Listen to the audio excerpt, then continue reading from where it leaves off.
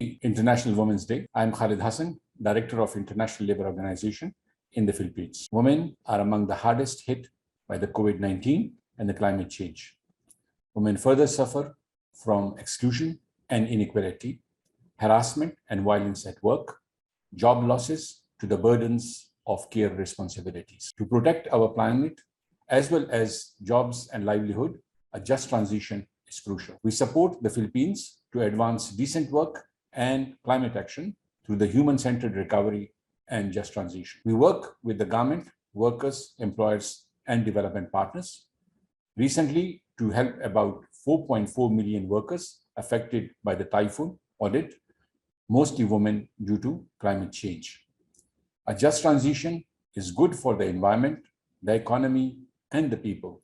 It can close the gender gap as more women work in renewable energy and green jobs. A just transition with skills development, enterprise innovation, fair income, gender equality, labor standards, social dialogue, labor market measures, occupational safety and health, social protection, especially for the most vulnerable. The ILO and the UN's Global Job Accelerator aims to create at least 400 million jobs, including care and green sector, and to extend social protection to 4 billion people. We call for a human-centered green recovery through investments in decent work, social protection, and a just transition, especially for women and girls. Investment that could lift millions out of poverty, reduce vulnerability, and prevent deepening inequalities. Let us build a better future of work with the people at the center, a future that leaves no one behind.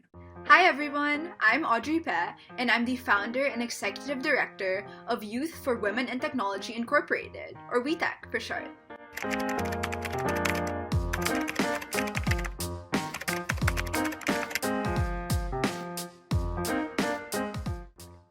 WeTech started as a blog that shared stories of women in tech and how they navigated a field dominated by men. After attending a conference in 2017, I realized that more needed to be done in order to close the gender gap in tech. From there, WeTech became a community organization and hosted various events, including WitCon, the first Women in Tech conference for students and by students in the Philippines. With its mission to educate, inspire, and empower the youth to break gender stereotypes and use technology for the betterment of society, WeTech has grown into a non-profit, SEC-registered organization. Our vision is to achieve gender equality in the technology industry by increasing networking opportunities for every young woman interested. From a simple blog, WeTech has grown into an extremely impactful community. But wait, what does WeTech actually do now? WeTech still continues its blog that is regularly updated with different STEM articles, research outputs, and interviews from women in the field of STEM. We also have our biggest annual event called WitCon, or the Women in Technology Conference. This event exposes students and educators to a wide array of accomplishments and research of Philippine women within the field of technology. But that's not all we do. We also have other major projects such as We Teach, an outreach program that equips Filipinos with the tools necessary for them to forward their journeys in tech. We Talks, a series of talks that center around women using tech to achieve the UN Sustainable Development Goals. Roadshow, a series of campus visits consisting of career talks and forums on the state of tech in the country. An online tech camp, a camp for young Filipino students to participate in various STEM workshops and forums, and many, many more. Impacting hundreds of lives, we have been recognized for our efforts to advance gender equality in the field of technology and STEM as a whole. In 2019, we were one of the 10 accomplished youth organizations in the National Capital Region for the Year's Tayo Awards, being recognized for our We Teach project. In the same year, WitCon was lauded as Peace Builder of the Year in the Young SDG Champion Awards by the Global Institute for Youth Development. These awards, achievements, and accolades would not have been made possible without our partner companies and organizations. From Manila to the rest of the world, WeTech began expanding its chapters in 2019. Now, we have over 20 chapters in Asia, North America, Africa, Oceania, and Europe. working together to spearhead our mission across the globe. Every year, WeTech opens its doors to those who want to take part in achieving WeTech's goals. To know more about WeTech and what we do, visit our website, wi-tech.org, or visit us on our social media channels. Stay tuned for our future initiatives and be part of our growing global community. Join us and let's break barriers together.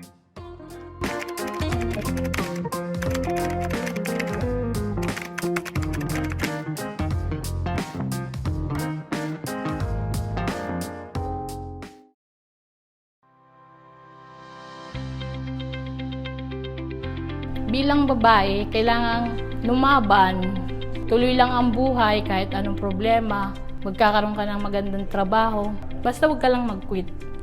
Importante po para mapaunlad po yung mga sarili natin, lalo na sa mga kababaihan na huwag matakot, ilabas po yung talent na meron sila. I think that learning is a lifelong thing that every woman should really consider. The Women in STEM program is a program that seeks to attract more women into careers in technology and to help women in this technology industry to stay and advance in this workplace. We do this through, number one, through scholarships that we provide to women in courses in technology such as animation, game development, software programming, impact sourcing, and web development. For women who are working in the technology industry, we are providing soft skills training to help women stay in the workforce and at the same time advance in this industry. So, nung nag-join ako, natutong mag-computer. Sa training kasi nila, meron dyang e-commerce, website design, logo design. Tinuruan kami kung paano magkaroon ng online job. Tapos yun, nakakuha ko ng client, gumawa ko ng website. Wala namang dapat ikatakot, diba? So, if you're not going to try, hindi mo malalaman kung magwo-work. Lalo na kung talagang ang gusto mo, yung heart mo nandun sa ginagawa mo. Kapag nag-train ka and kapag pinush mo yung sarili mo to do more than sa inaakala mo, marami ka palang kayang gawin and marami kang taong pwedeng matulungan. First time ko po dito kasi parang wala talagang alam, wala akong background sa 3D. Yun lang alam ko mag-drawing. Tapos ng mga araw na lumilipas, parang siyempre pagbago ka mahirap. Pero nakakaya ko po. Ayun, mas nag-widen yung perspective ko dun sa animation kasi mas marami palang nagagawa nga yung sa 3D. And ngayon, pag nanonood ako ng mga Disney cartoons, natutuwa ako sa kanyang panoorin kasi alam ko na siya ngayon kung paano nila ginagawa. I was never a gamer like my classmates, pero I love playing word games. Naisip ko, it would be nice siguro to understand how word games are done and how I could come up with simple games for children to learn how to read. Women are more nurturing.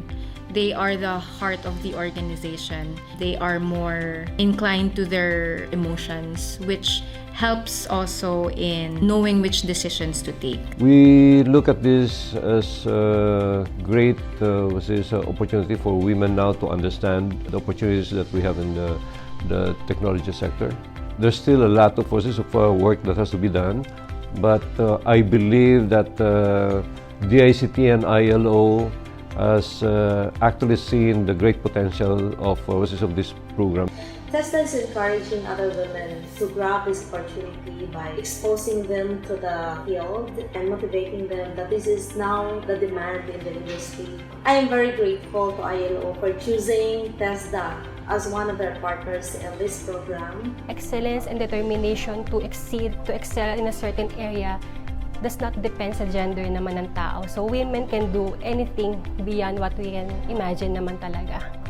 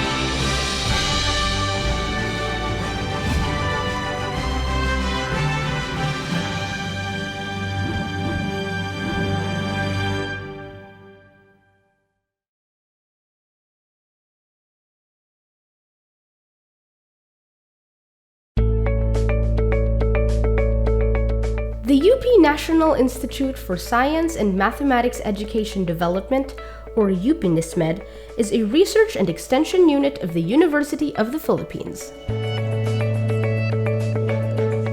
Guided by its mandate to improve science and mathematics education, NISMED performs three major functions: research, curriculum development, professional development, and extension services. Through the years, NISMED has been generating new knowledge regarding science and mathematics teaching in the country. Research outputs, such as teaching materials, are tried and tested to teachers and students inside the classroom. Relevant and innovative teaching materials are made available online and at NISMED publications for distribution. In addition, NISMED is highly involved in the framing of the National Science and Mathematics Basic Education curricula. Equipped with subject area specialists, NISMED offers professional development programs which cater to the needs of teachers and educators in the country and Asia-Pacific region. As a teacher, I am subjected to try new trends that will fit to the clamor of the new normal education. One of these trends is video lesson. This course is what we really need in this time of pandemic as it fits to the need of the new normal education. The dedication that UP NISMED has shown to us is really inspiring. With this, I am looking forward for more training courses not just in our school's division but also around the country.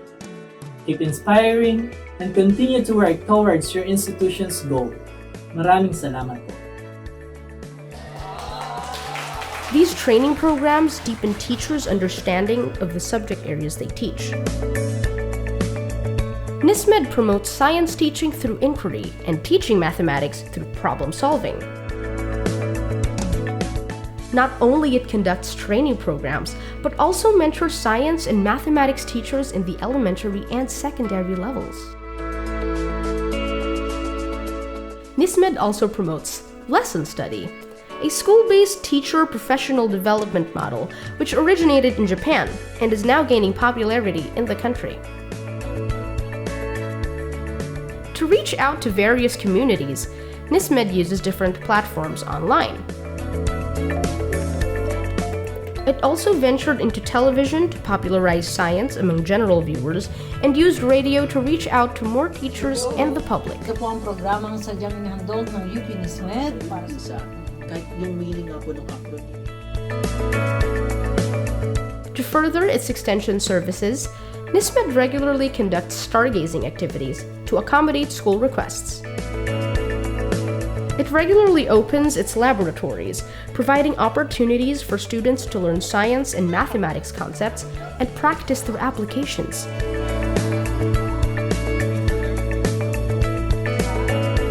To conduct more effective programs and activities, NISMED partners with both local and international organizations.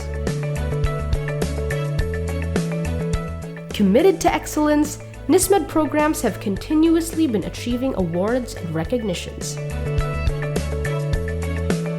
Since its establishment in 1964, NISMED continues its journey of commitment and service to lead the nation in science and mathematics education. We at NISMED commit to be at the forefront of capacity building, research and innovation for science and mathematics education.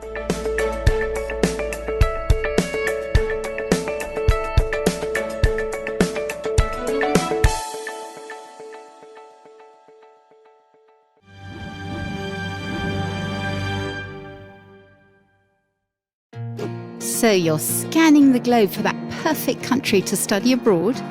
We have just the right place for you. Austria, located in the heart of Europe. It's home to one of the oldest and most vibrant cultures on the continent. But you do wonder how they came up with those lederhosen and dirndl, because Austrians, they wear them all the time. Plus, lots of yodeling. Not. Want some real facts? Here you go. Size, 83,871 square kilometres. Population, 8.7 million. Capital, Vienna. Oh my, so beautiful. Part of the European Union. Of course. So what about studying there now? Austria boasts 70 top-class universities with more than 380,000 students, of which 25% are international students. Its university system is part of the Bologna process, meaning ease of mobility inside the European Union for you and mutual recognition of degrees. Some other goodies. Various programs taught in English, scholarships and research grants, as well as climate award-winning affordable housing for scholarship holders. Austria is internationally renowned for its music and arts programs. Throughout all programs offered, sustainability and environment play a key role. And for your career after graduation, Austria provides state-of-the-art research facilities across the country. Life there? Well, let's put it this way. L'Autriche, 12 points. Vienna traditionally leads the pack of the world's most livable cities. Not necessarily because Austria won the Eurovision Song Contest, high five Conchita, but rather for this country's top public transport, social and economic stability, and a world-class range of cultural activities. Speaking of cultural activities, discover world-famous artworks, spend days and nights at the museum, and explore architecture's finest like nowhere else. Wherever your cultural explorations take you, take it gemütlich. Get together and make new friends. In the mood for a party after that? Your super hip outdoor music festival, a classical music concert, or the, oh my gosh, it's already 9 a.m. in the morning underground club is just around the corner. After a crazy night out, you may want to indulge in a Käsekreiner sausage at the Würstelstand and, oh yeah, a sweet, sweet Apfelstrudel to top it off. Had too much? Then go out. Move.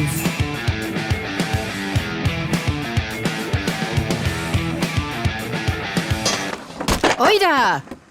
Oida? You've probably never heard of oida, but it's a word you hear all the time in Austria, meaning dude. But actually, it could mean just about everything. By the way, you definitely should get familiar with Grüßang, Leihwand, Gspusi, Bocho, and Beisel. Need a break from all that Austrian? Board a train, jump on a plane, or take the boat. The rest of Europe is closer than anywhere else. Go out, explore, highlight your future. Study in Austria.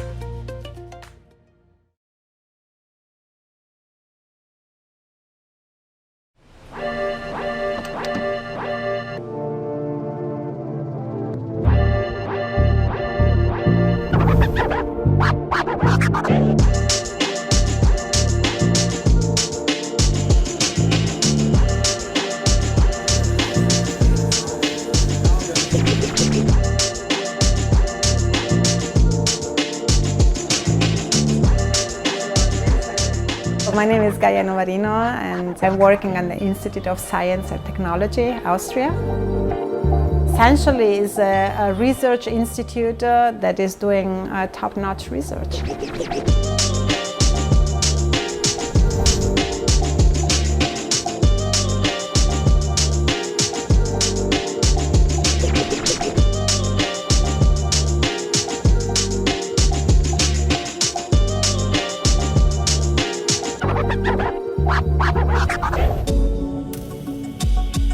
My name is Georgios Katsaros and I'm working in the field of semiconductor physics.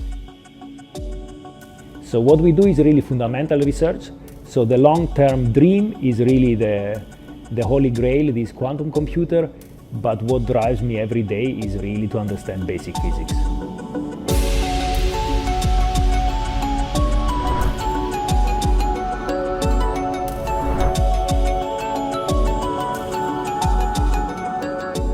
Well, in 10 years, I hope that we will be mentioned as one of the top places, not just in Europe. And that's why we are all doing our best.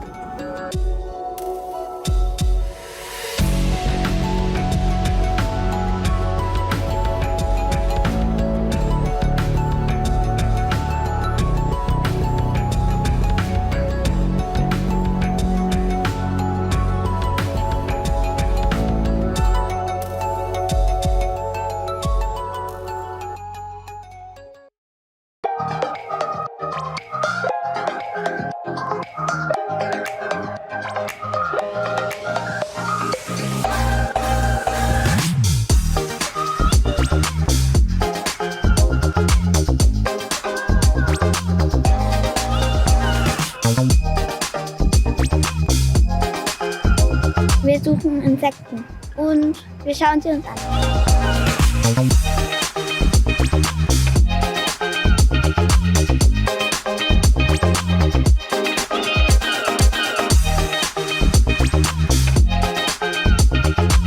Ich mache einen Roboter, der mein Zimmer aufräumen soll.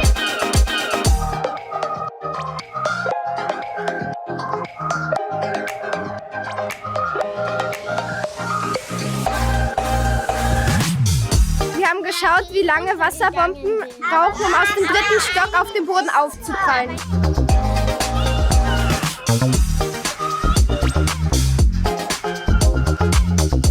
Wir machen gerade Papier.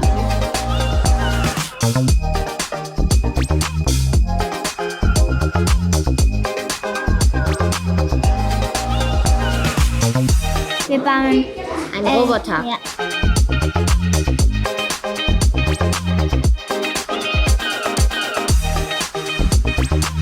Eigentlich hat mir das alles gefallen. Es ist wirklich schön.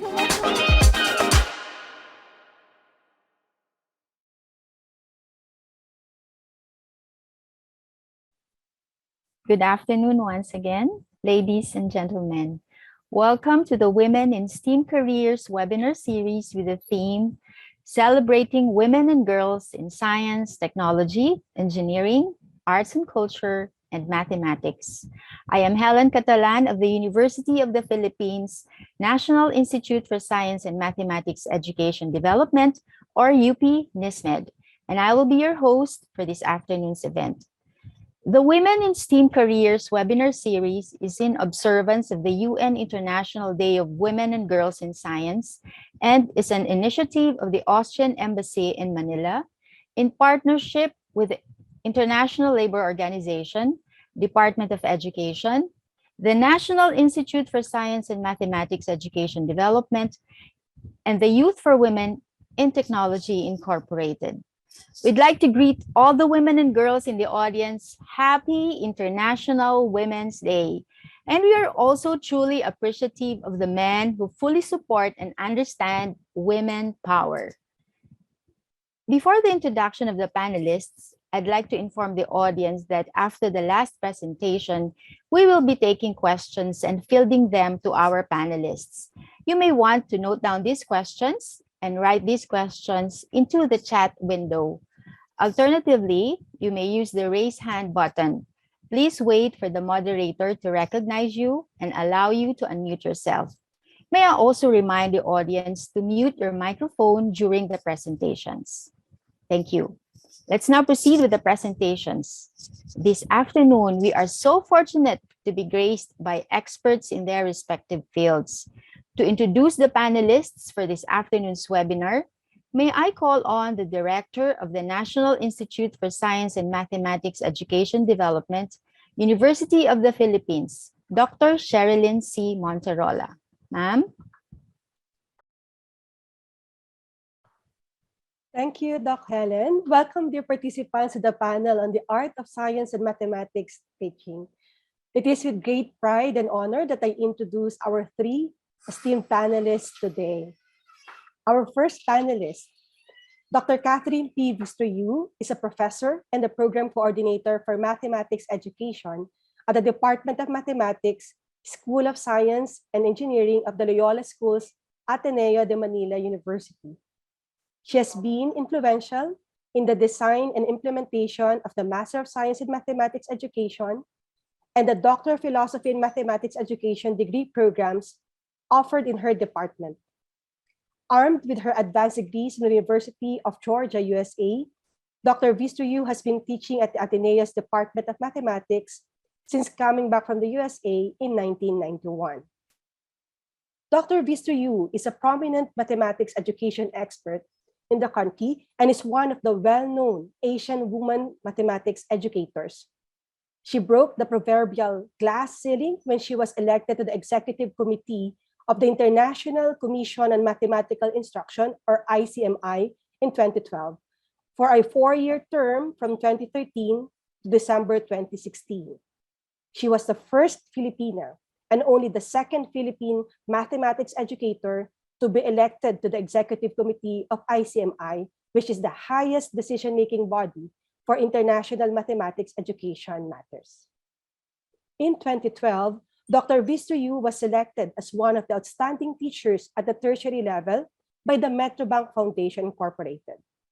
Recognized for her pioneering efforts in the Philippines field of mathematics education, she was awarded as one of the outstanding women in the nation's service, or TOWNS, in 2007. In 1996, Dr. Vistro-Yu and other like-minded mathematics educators in the Philippines formed the professional organization Philippine Council of Mathematics Teacher Educators, or MACTED Incorporated, which has been at the forefront in initiating and implementing significant reforms in mathematics education, and specifically in mathematics teacher education. She was one of the first module writers for the PhD in Mathematics Education program offered by the University of the Philippines Open University. Dr. Vistro-Yu's most cited pioneering work was directing the Project Philippine Mathematics Framework for basic K-10 and teacher education levels for MathEd and the Philippines Department of Science and Technology Science Education Institute. For Dr. Vistro-Yu, the work of an educator is not confined to the classroom. Being a mentor has always meant being present to your students in the educational journey.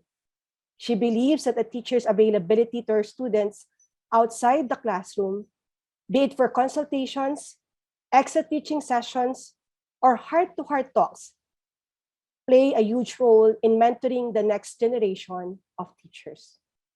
That a round of applause, please, for our first panelist.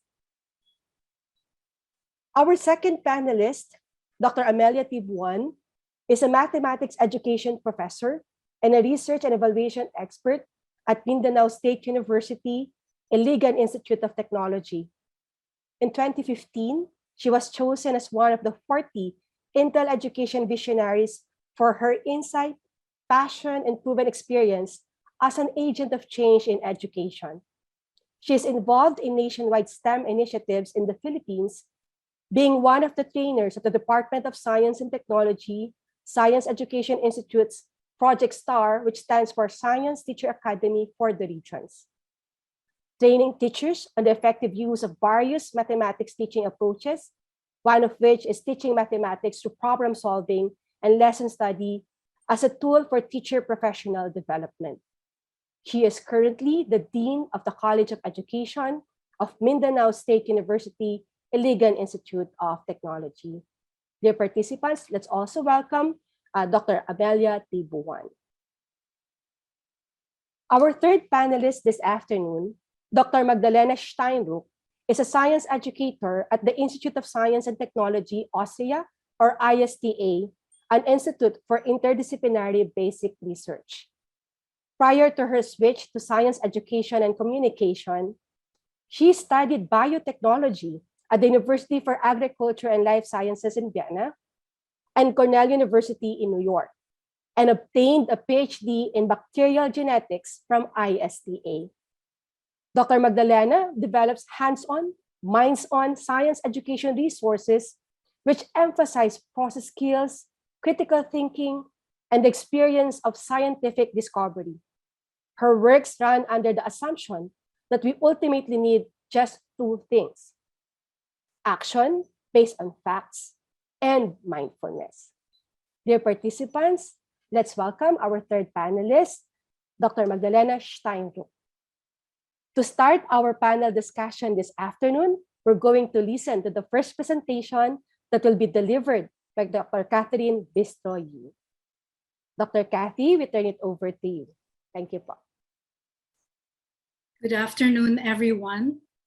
I hope I can be heard well. Yes, ma'am, we can hear you loud and clear, po.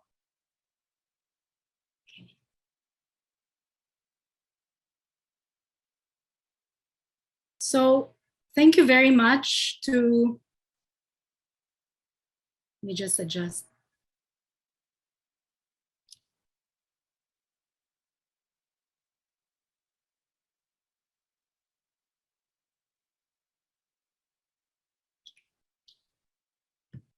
So I'd like to thank the hosts of this forum for inviting me on this special day. Today is the International Women's Day, and I'd like to greet all the women here. Happy International Women's Day, as well as to the men who support women's advocacies and women in general. So it is my pleasure to be here in this special forum, and I would like to share some of my experiences in the field of mathematics education or mathematics teaching.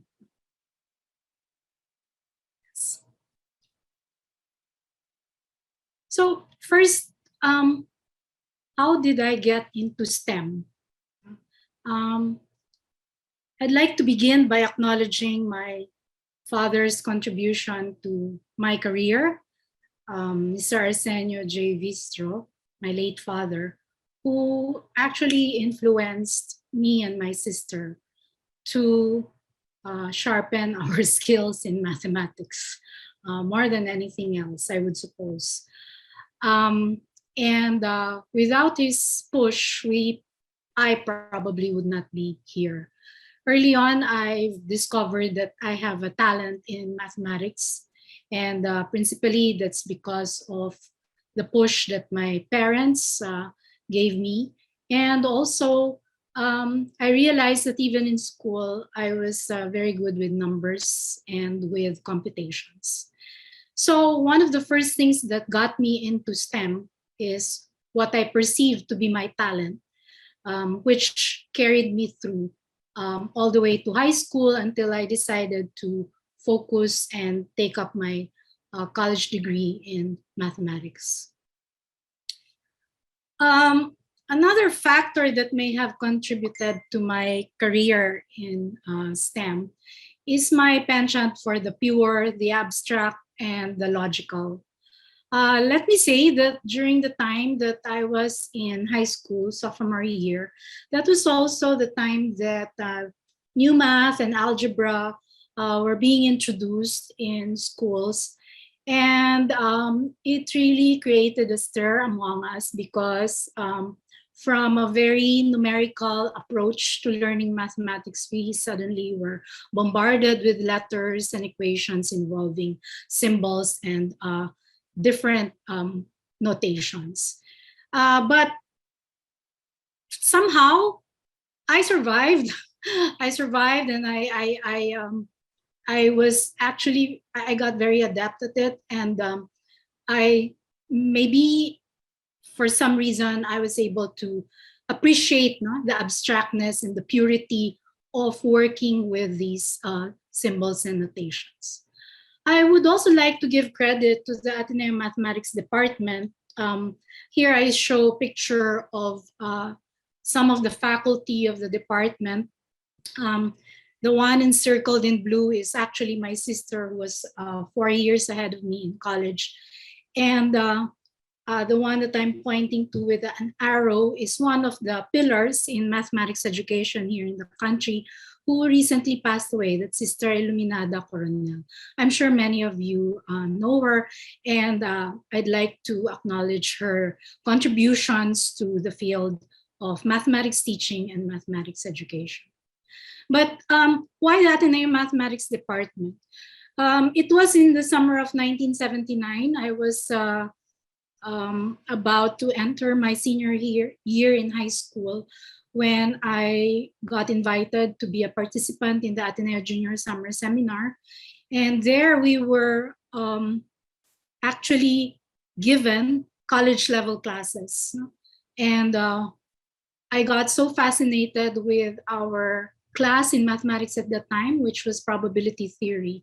And right there and then I thought I'd like to become a mathematician. But perhaps the biggest and probably the most important factor that got me into this career is I was able to develop my fervent desire to help the country, help our schools, help our students. And person that had a very huge influence on me with respect to that is Father Bienvenido Nebres, former president of the Ateneo de Manila University and a mathematician.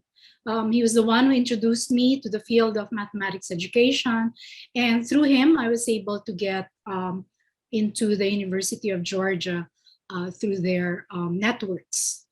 And so what is this desire to help? Well, part of my experience also was that in senior year high school, we were unfortunately abandoned by our mathematics teacher, who had a very difficult pregnancy at that time. And my classmates and I found ourselves helping each other, learning on our own, basically teaching one another.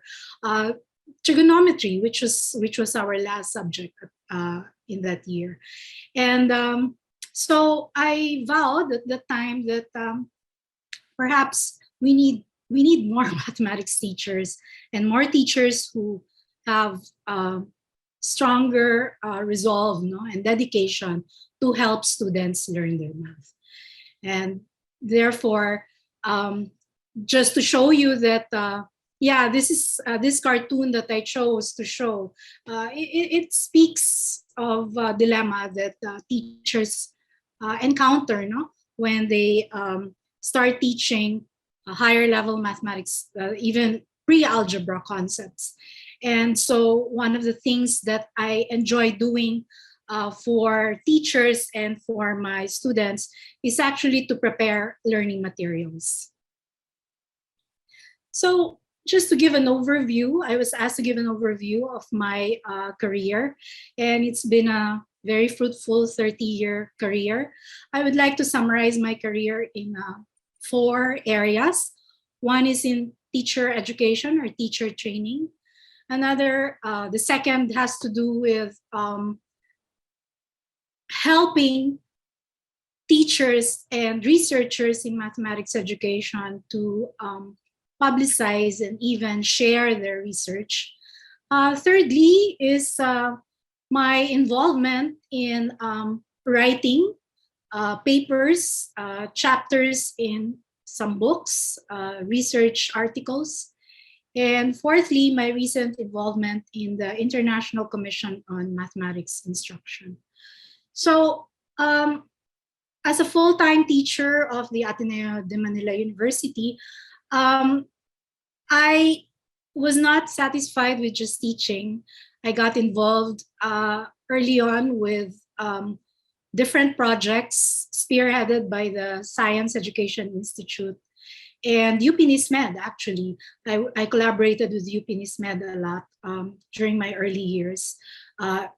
During ESEP, I don't know if some of you even remember Engineering and Science Education program where UP and Ateneo were designated as node schools for biology and mathematics education or mathematics teaching.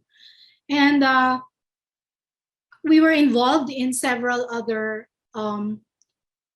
initiatives, such as even working with SEI and UP NISMED on writing the national reports for teams and actually engaging in projects to come up with a document, with a book that will help teachers familiarize themselves with the assessment items in TIMS.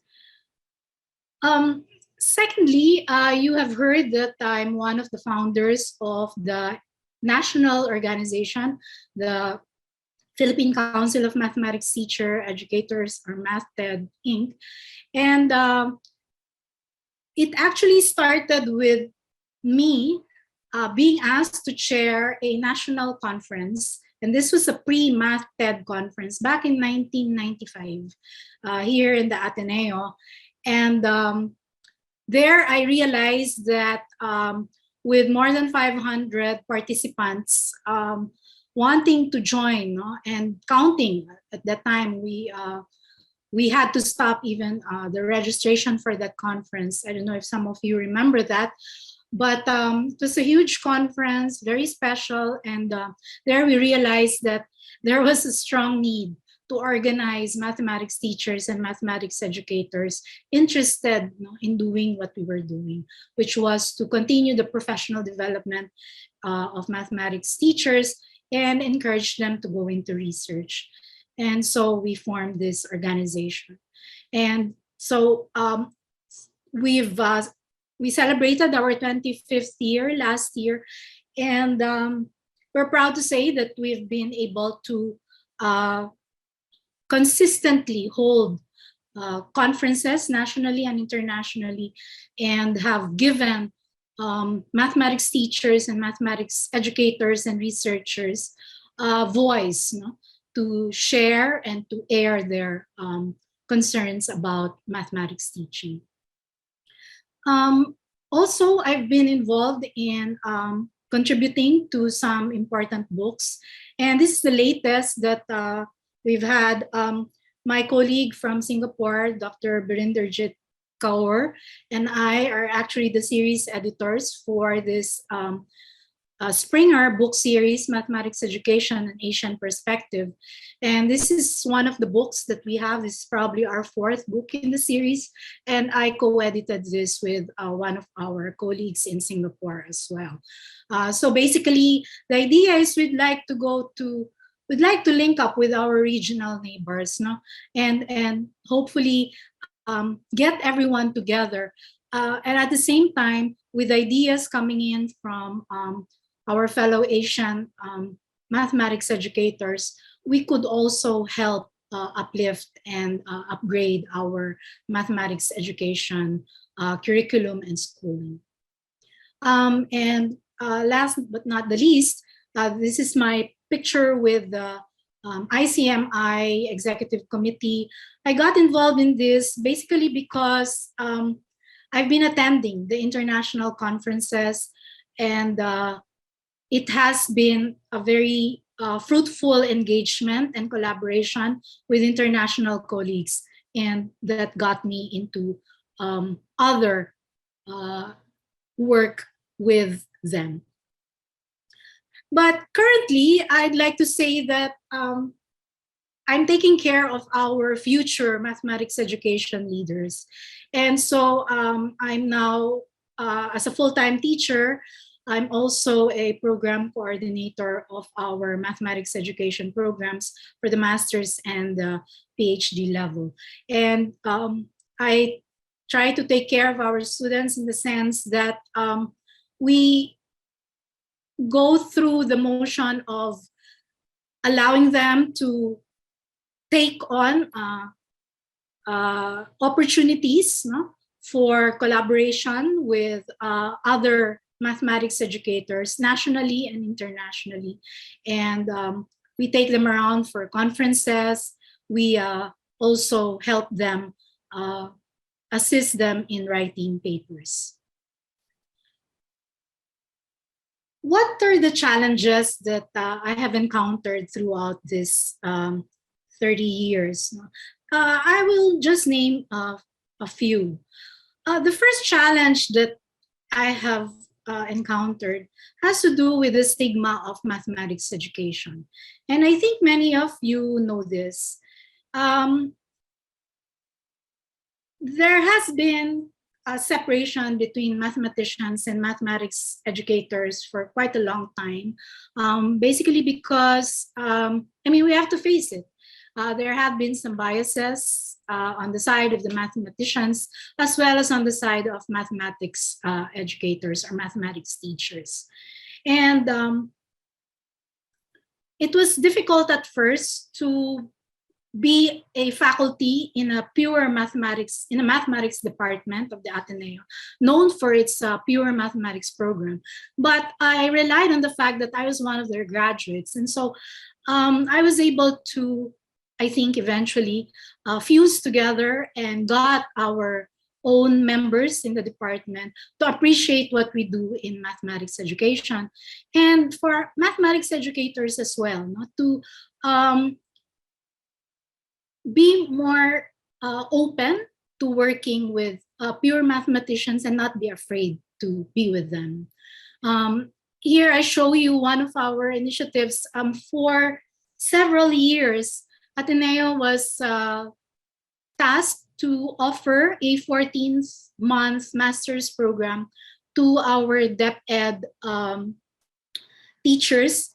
And I think many of them are in this forum. And I'm proud to say that because of that collaboration with DepEd and with their sponsors, Fuse, Tanya and Key, NAYAP, over the years, we've been able to raise the level of mathematics education through their master's program, giving them new ideas, opening more avenues for them to engage in research.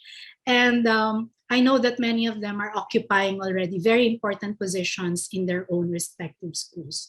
So in a way, that's something that we are proud of, which I would like to say, perhaps we have already overcome the stigma on mathematics education.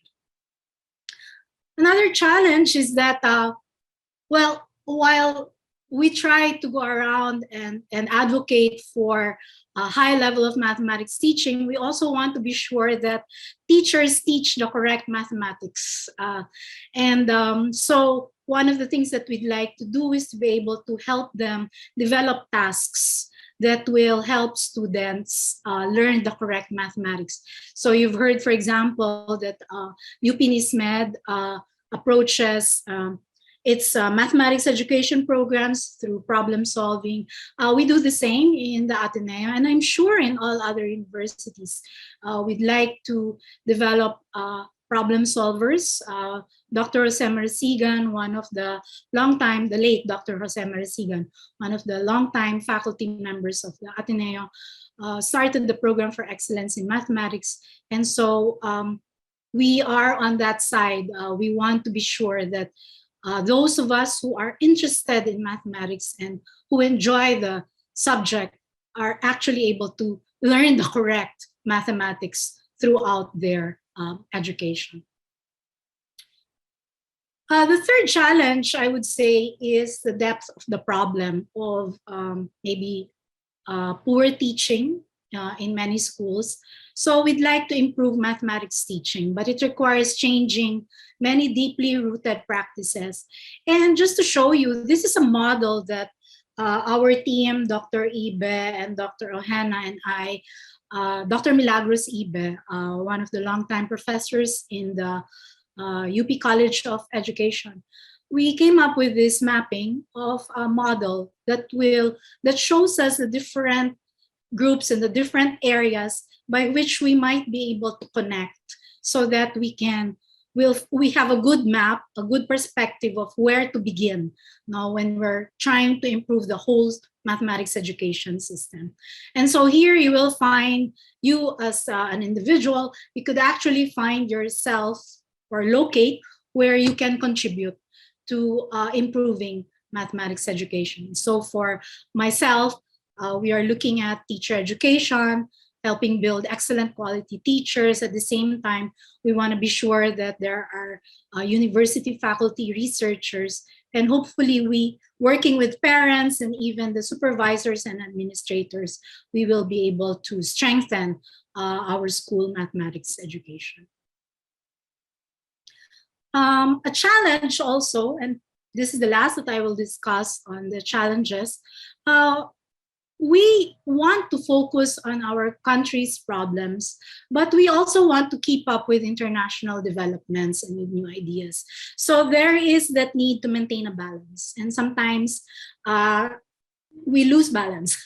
On some years, we focus too much on what the international community is doing, and we lose touch with what our schools are experiencing. Then on the other hand, we can be very myopic, looking at what our schools are doing and forgetting how the world is already moving ahead with developments, particularly maybe in technology. But overcoming this, I'd also like to share some best practices in teaching that I have learned through the years. And I chose some best practices that that have kept in my mind and my heart for so long. The first thing that I'd like to mention is using technology. It was a best practice for a few years for me because of the novelty of using something like this TI-92, which was a Game Boy-like calculator. It's a huge calculator. And the nice thing about this calculator, though it did not last very long, was that it paved the way for inductive geometry.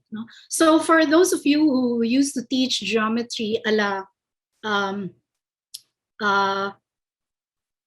I'm trying to remember the authors of the textbook that we use in geometry. Maybe some of you can remember it, but we would teach geometry deductively, right? But with TI-92, we could actually allow students to explore and develop their own ideas about lines and triangles and congruence and symmetry without telling them right away or pulling out the exciting aspect of learning. So technology can actually give them that excitement. And now you know that there are many other types of technologies that have come in. Also, one of my best practices was to actually bombard my students with activity sheets, worksheets, practice exercises, review exercises, and even pre-tests. And this is one thing that my students have appreciated. And I plan for this. I actually try to develop well thought out tasks to help them also in their journey of understanding the concepts and the skills that they need to develop. Best practice in teaching mathematics is using manipulatives. One of the stories that I can share with you was that before, when I came home from the United States after I got my degrees, a large part of my luggage consisted of manipulatives that I bought from the US, which I hope to introduce here in the Philippines. And I was able to, but on a limited basis, because I realized that there was a bigger problem that I could help in. But nevertheless, my colleague Flor Francisco and I, we call this our toys. No? We have been able to share some of these manipulatives, and they actually allow learners of all ages, no, to participate, to remember, to do hands-on activity that helps them remember what they learn. Another best practice is culturally connected mathematics. So I am very interested, and I've been dabbling quite a bit on this, helping students also discover the different unique cultural artifacts that we might have that could help in teaching mathematics. So one of the things that we did in 2009, my colleagues and I, Professor Fanacher and Ret Latonio, we came up with this set of exercises that focused on the palaspas, no? And for the Filipinos, so this is the time, we've just started Lent for the Filipino Catholics who are familiar with this. And weaving the palms to make them into well and elaborate decorations or palms that we use for Palm Sunday, for example. There are several ways to do this. And so we actually came up with, we were able to link these intricate weaves to some of the lessons in geometry. And that's what we were trying to do here. But then again, this is a practice that takes a lot of time, and I would say it needs a lot of people, no, to advocate and to champion such a strategy or practice. And I guess that's my last slide. And so again, I'd like to greet everyone. Happy International Women's Day. Thank you very much, and I'll be happy to answer any questions that you might have. Thank you very much, Dr. Kathy. Let's give a round of applause to Dr. Kathy. And then please make sure that you type in your questions in the chat box. And then later on, after all the presentations, we'll be able to pose our questions to Dr. Kathy. Thank you, ma'am. We will have our second speaker, Dr. Amelia Buan. Good afternoon to everyone. I would like to thank UP NISMED and Austria Embassy for inviting me for this very important day. Happy Women's Day to all of us. So today I would like to share to you my how do I engage myself to this STEM career, and as well as what we are doing right now in MSU-IIT College of Education. Actually, I would like to thank my mother for being her assistant in our sari-sari store or our sira-sira store. It's very difficult for us to manage our resources so that 6 siblings will going to finish college. And we thank really there's a university in our city where we could study for free. And of course, I would like to thank my geometry teacher in high school. I failed in my geometry class, and I really tried my best to pass until in the 4th grading examination. So that challenged me to do more. And during my college days, I enrolled BS Mathematics and finally got into BS Ed Mathematics degree.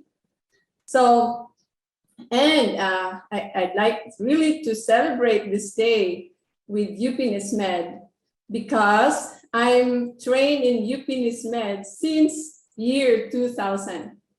So I am trained on how to appropriately use technology and the use of project-based learning and inquiry learning activities in teaching when I was still a DepEd teacher, year 2000, until I realized how important it is to train pre-service teachers on how to teach mathematics in the classroom. So for today, I'd like to share more of that on how our university also take action on what Dr. Vistro-Yu is sharing a while ago on how to help other math educator on how to teach mathematics deeply in a classroom. So my talk for today, it is about how do we empower learners' future skill in mathematics classroom and how we do it as a university and how we support teachers in the field in how to teach math in the classroom. So actually, basically, when I decided that I'll be a math teacher, I always reflect on what happened before when I'm a student. Why did I fail in my math subject when I was in high school? And I also failed in one of my major subjects in our college years. How do we, and I found out that it is very important for us to learn this mathematical knowledge. And then how do we help our students to develop this mathematical knowledge and disposition in the classroom? It's because I believe that this is a very important skill for them to be prepared in their future work. So as a teacher in math classroom, I myself, and as well as my colleague, and as well as my friends there, my DepEd teachers, we make use of varied technologies from simple tools and materials to advanced ICTs and other equipments so that it will help us on how to teach appropriately deep content in mathematics in the classroom. But I found out that I really advocate on how to use appropriate technology in math classroom. But I found out that many of the classrooms here in the Philippines can't or don't have those technology. So I found out that it is still very important that we also make use of those very relevant manipulatives in the classroom. So with the use of those technologies and other technology in math classroom, still, I can see that there's still math disengagement. Still, students continue to reject math when they have a choice. And students see math as irrelevant and don't have value. So what's the value of learning X and Y? And then it is very important that as a mathematics educator, And it's really our advocacy that how do we motivate students in the math classroom? Because we found the value of learning mathematics knowledge, and we are very sure that if they learn this mathematics knowledge, the students are ready for the future. So it is very imperative that school facilitates the development of mathematical strong foundation among our learners. And our curriculum, the Philippine Mathematics Education Society help us find the relevance of our curriculum, which give emphasis on critical thinking and problem solving. It helps our learners to be adaptable to change, where if we really focus on developing the critical thinking and problem solving, we develop learners to be self-directed and as well as willing to solve problem in their future problem. Since 2014, I'd like to share to you our journey with UP NISMED, and we're trained by UP NISMED since 2014, and we try to maximize what we've learned and also maximize our partner with DepEd here in our region. We are trained on teaching math through problem solving with UST, SEI, UP NISMED, and DepEd.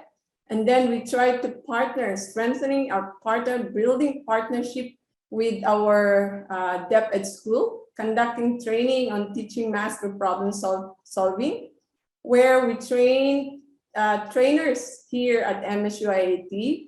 And then we try to monitor and support with the help of DepEd on this approach. And then we also constantly support them and mentor other teachers. And then we try to identify DepEd teachers working with us on how to conduct training in our regional training. And then in 2018, we have nurtured our relationship with DepEd, and we have strengthened our partnership with them, where DepEd also tried to identify some important topics that we need to strengthen with their teachers. And we also conduct impact evaluation on how our training goes, how our teachers use it in their classroom. And we found out this year, 2020, that our trained teachers lead the way on their school-based implementation. They also monitor and support their co-teachers in the classroom. So how do we work on that? How do we empower teachers on teaching math in their classroom? So as we know that teaching math through problem solving, problems were given to the students at the start, where the problem is used as a context to teach the topic, and as well as to develop important skills and apply this in unfamiliar situation. So we try to support teachers on how to implement teaching through problem solving, especially on crafting the problem that they were going to pose in their class, and as well as doing or capacitate them in their continuous professional development with the voice of their learners in the school through lesson study. So in this part, where the teachers have to work together to plan their lesson, and then one of them will going to implement in the classroom, where they will post open-ended problem, and then they do collaborative problem solving, and then they will and the students will going to post this different varied solution, and then whole class discussion. So the very important thing here on how a teacher facilitates in the classroom that promotes rethinking of the students during the discussion.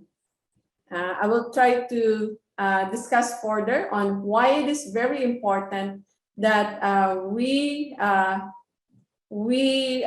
maximize the rethinking opportunity in the classroom.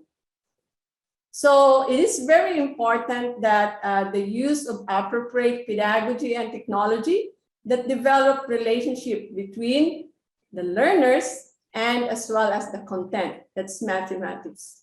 So it is very important that remember mathematics is very important, and still there are still many students who are disengaged in learning math. So I believe that this is very important for all of us teachers, that the teacher who knows the content well must introduce it to the students in a way one introduce the concept as a friend. No? So therefore, the students should have prior knowledge on that problem being posted.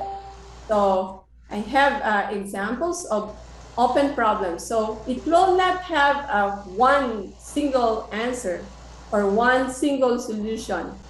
And this math classroom is more on as an open classroom where ideas from the student is encouraged. So I'd like to discuss further when the teacher introduce a friend, and that is a problem. Pose an open-ended problem where it has not one correct answer, it has varied answer, or it could be a problem with a variety of solution, where it gives an opportunity for the learners to express their ideas. These are mathematical ideas based on their prior learning. And these ideas are very important for us as educators. That's why lesson study is very important. We must have friends also who help us listen to what happened in our classroom. So this group of teachers work together, listening to the ideas of the students. And as we go for whole class discussion, these ideas should be supported, scaffolded, so that it will turn on into a mathematical concept. So if we do this every day in our classroom with our colleague, listening to the ideas of our students, this will help our students to develop that critical thinking, logical reasoning, because they have to justify their answer, and help them to learn that mathematical knowledge and mathematical disposition.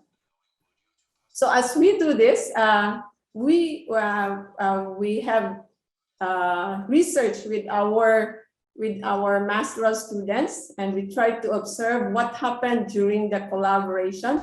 We found out that students ask questions and clarify their own understanding with their colleagues, with their peers, when they try to express their mathematical ideas and concepts. And we found this very exciting for all of us teachers, where students are encouraged to speak and answer the questions of their classmates. So helping our learners to express their mathematical ideas and helping them to form that mathematical concept empowers students for their future work. So as we do this, we must have a very careful planning on what to do in the classroom, where I myself have to work with my students, our pre-service students, work with them with our trained in-service teachers, and work also with our researchers in our masteral program, observing classroom on how do we listen to the ideas of the students and help them how to turn that ideas into a mathematical concept. So we found out that it is very important that we must build lessons that will motivate students to to work inside the classroom. Like we started with the mathematical grid problem, and then using scissors. So this is paper and scissor only. And they developed the volume concept from area to volume until we will give a performance task, such as designing a swimming pool. And this is the thing that I've learned now with the implementation that we have done in our classroom.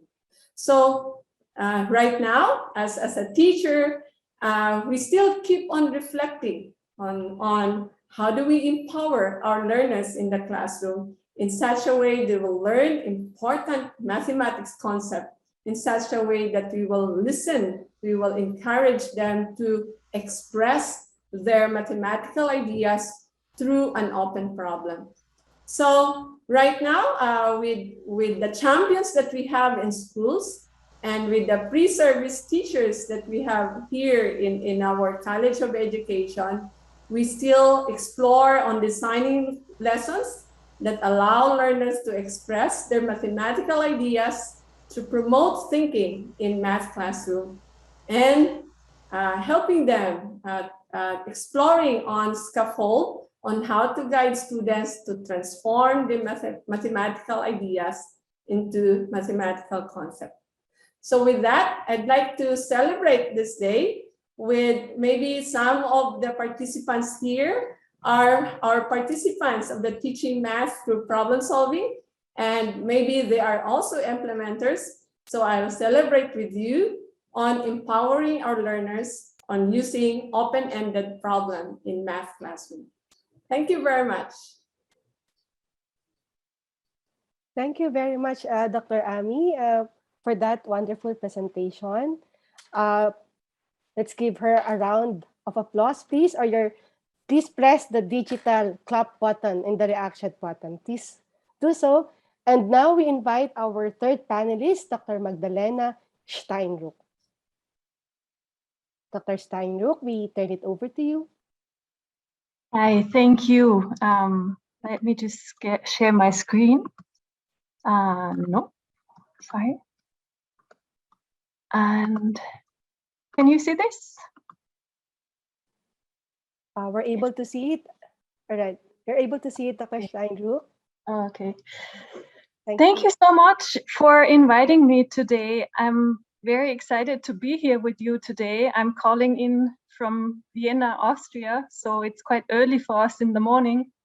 I want to thank the organizers for organizing this and inviting me, especially Madeleine Mitchell-de Hollander from the Austrian Embassy in Manila.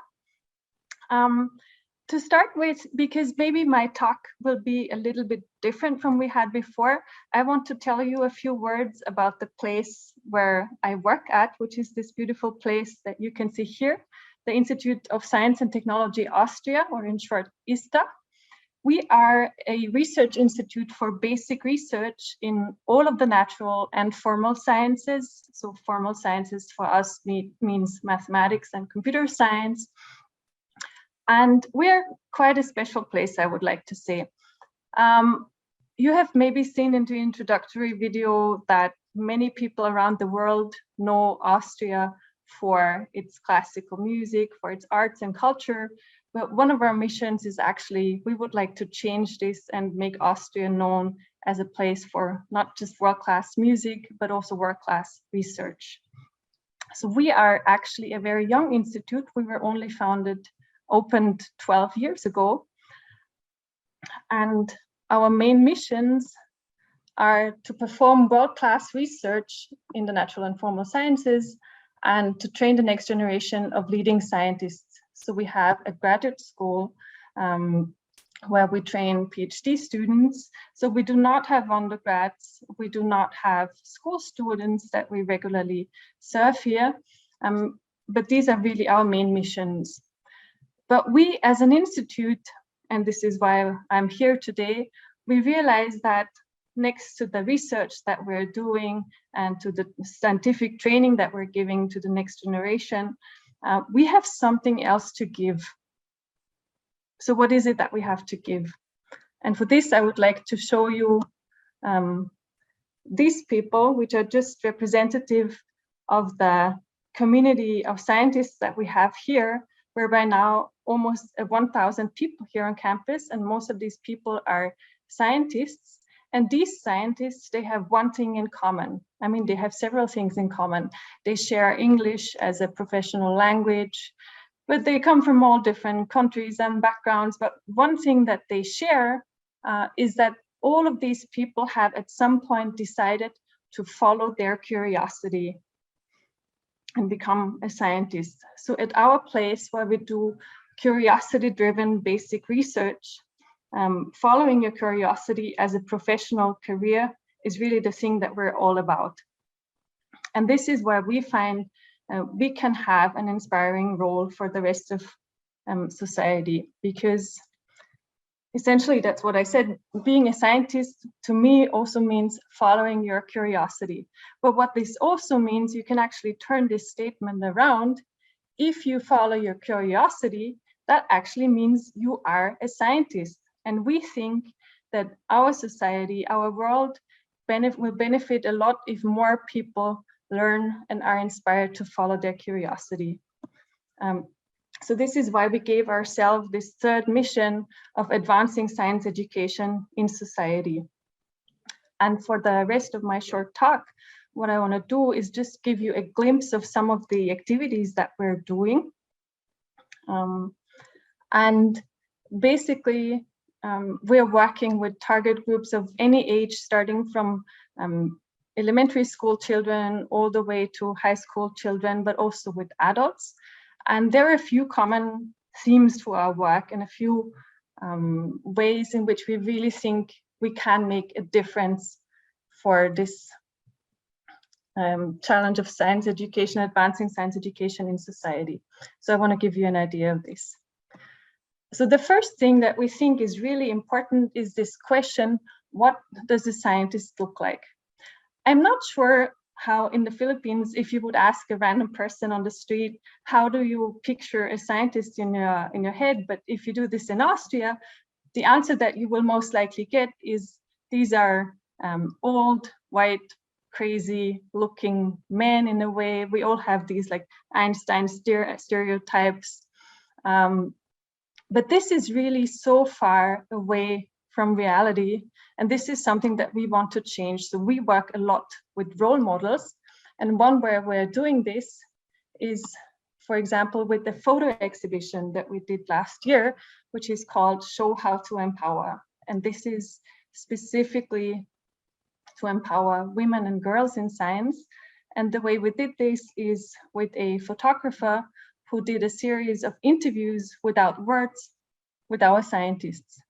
So picture what you think our scientists look like. Here we go. This is Laura Schmidt. She is a PhD student. She actually just graduated, and she's a computer scientist. And the question that she's answering with this picture is, what is your research about? I will not go into detail about what her research actually is about, but maybe we can talk about this in the questions. Another picture from this exhibition is that of a professor that works here on our campus, which is Maria Ibanez. She is a professor for material sciences, chemistry, and what she answers on this picture is the question, your career advice to a younger version of yourself.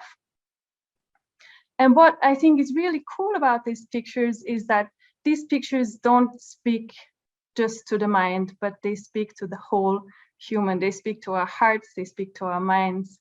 When you look at these people, these are beautiful women who enjoy what they're doing. And we think putting out there in the public pictures of scientists that look more like this is certainly going to be inspiring, especially for girls. And I just want to show you one more. So this is another professor of ours, Laura Sweeney. She's American, and she's a neurodevelopmental biologist. And what she's doing, she's actually shedding light on the question, gender equity, what could women do? And also I encourage you, I will later maybe post this into the chat, to have a look at the rest of the exhibition online. We're really fond of these pictures. So far, they have been hanging on our campus, but probably similar to your situation, we did not actually have a lot of public on our campus, which is hopefully going to change soon again. But as a next step, what we will do with this photo exhibition is that we will have these posters hang in schools so that actually young people, girls and boys, can see these scientists in this way. Another thing that's very important to us, next to the aspect of scientists as role models, is the question, how do scientists learn about the world? So this is all about science, not just as a collection of facts that we need to teach to children that they need to remember, but this is really about science as a way to think about the world, to learn about the world, science as a way to acquire knowledge and to gain orientation in an independent manner. So this is about science as a process. And there are a number of our activities that we have developed to help with these questions. One of them is our summer camps, which you have seen briefly in one of our videos that was there before this event started. So every year we invite about 100 kids to our campus. And for there, they are in direct contact with our scientists. They do experiments, they listen to talks, they have meetings and can interview scientists. So here you have this very strong hands-on aspect of what we're doing, but also what's very important to us, that they actually have this personal encounter with scientists, again, this idea of role models, and also that they get to hear about how science actually works by doing it in a very compact way with experiments themselves that are structured in a way, in the same way that a research process by professional scientists is structured like. Another thing that we did during the pandemic, this is really just about best practice examples, is we developed a board game, which is called Virus Alert in Stayhampton. This was actually developed by scientists, by evolutionary biologists, mathematical biologists at our institute. And we realized that in the early phase of the pandemic, so this was developed in spring 2020, there was so much data in the media, so many graphs, and so much information that was not very well organized in the public. And we really wanted to think of a way how to give students, so young students and their teachers, tools to really get to understand, where does this data come from? How do the processes work that drive the pandemic that was evolving at that time very rapidly? So actually, I will now try to switch to YouTube for a second and show you a video on the game so that you have an idea of how this is working. So here we go, and I will also share the sound, and I hope this works. It's just a very short video. Whoop, here we go. Das sind Alice und Bob. Im Urlaub haben sich die beiden mit dem neuen Nosovirus angesteckt. Das wissen sie aber nicht. Und so stecken sie in ihrer Heimatstadt Bleibhausen munter andere Leute an. Erst als sie krank werden, begeben sie sich in die Klinik. Aber wie viele Leute haben die beiden schon unbemerkt angesteckt? Ist ein großer Virenausbruch noch zu verhindern?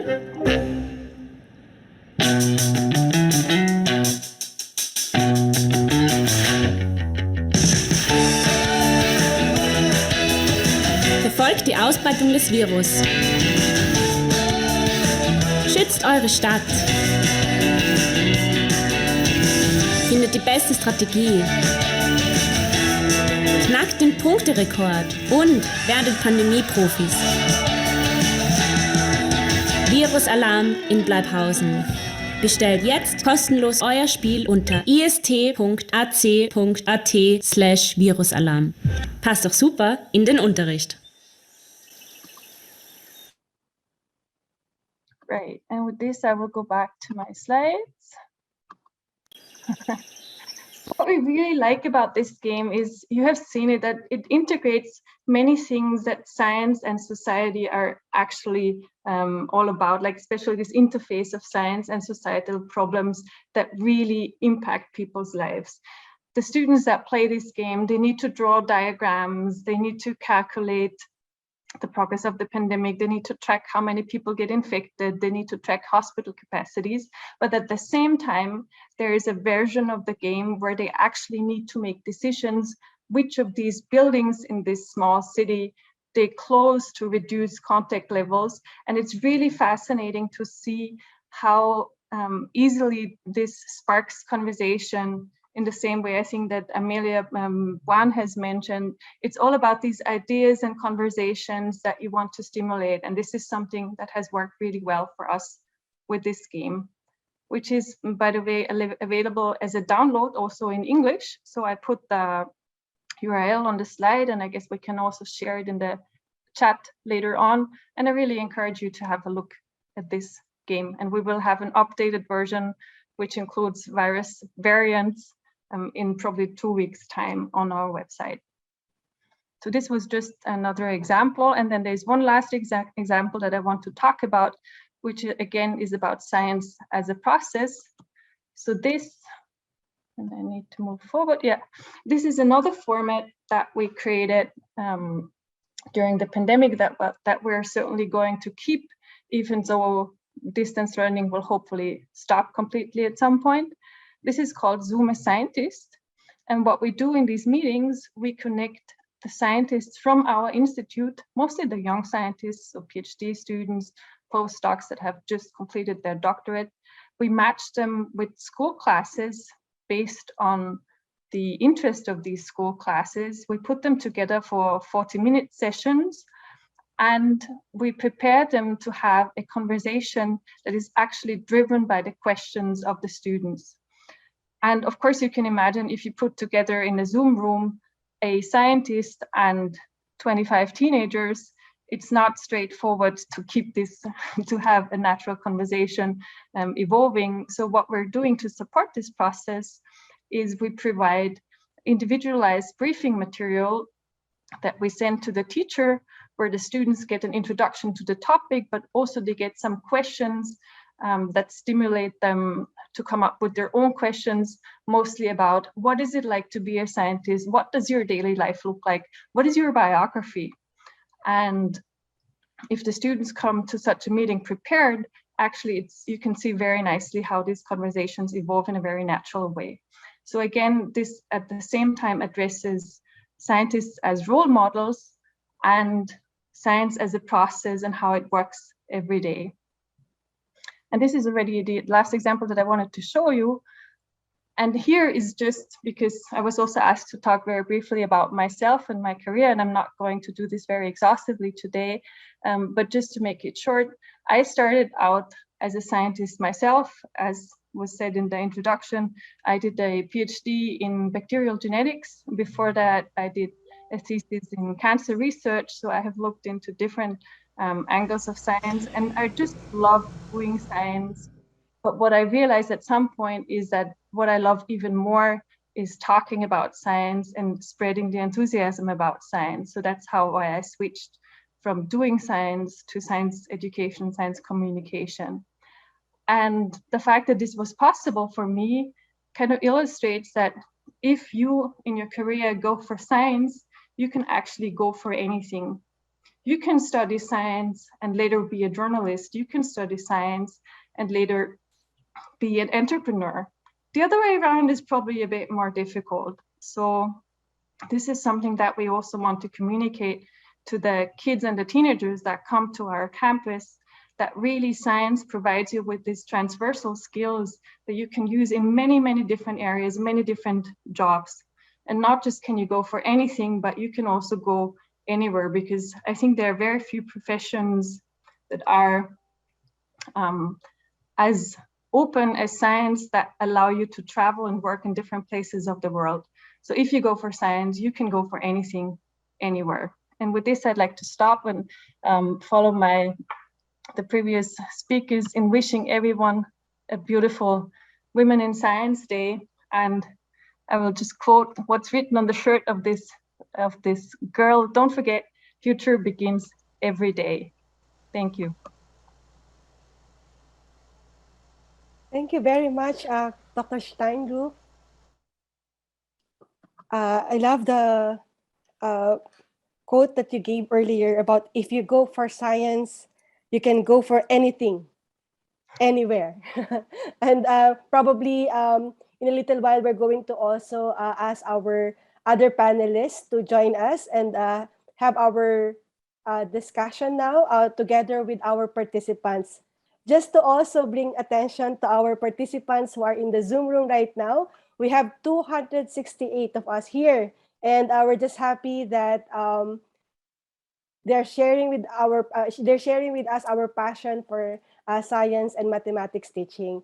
So to start our Q&A, we have a few questions in the chat box, but I would like to invite our other participants to also type in the chat box. And if you want to directly ask your question to our panelists, please raise your hand, and then we're going to recognize you, and then I will let you ask your questions directly. But let me read the first question. We can probably go back to Dr. Vistro-Yu for this particular question. And then for the others, if you have also additional insights, you may also jump in.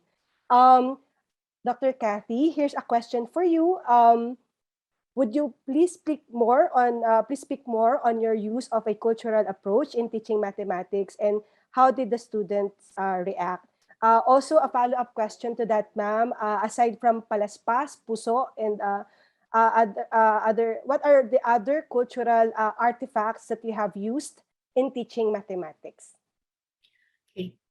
So first, I'd like to state a disclaimer that I have not done this with actual students in schools, but rather tried to encourage teachers and graduate students to investigate and look at how the different cultural traditions and artifacts can be used to help develop materials for mathematics.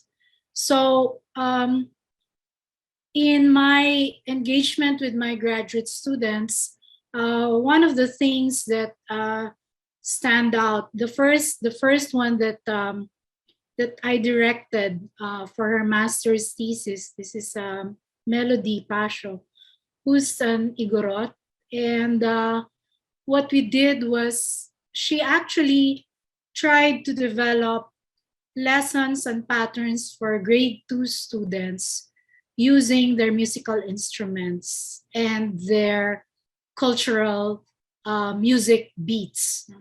So with that kind of an approach, I see a future where those who are immersed in communities with rich cultural traditions can actually utilize these traditions, these ways, by first taking them as appropriate contexts, for problems that they develop.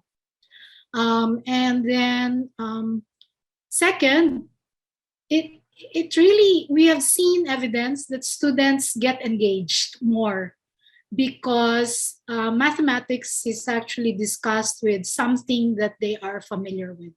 So another research that I can mention to you, for example, is what my recent student, Heidi Lynn Faustino, did, which was to develop lessons to teach addition and subtraction of fractions using the native materials in among the Dumagats, in Bulacan.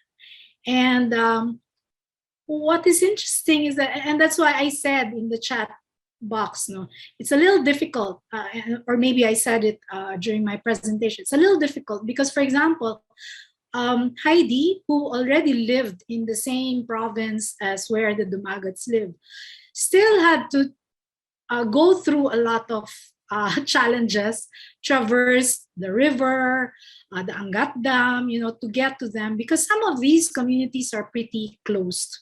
So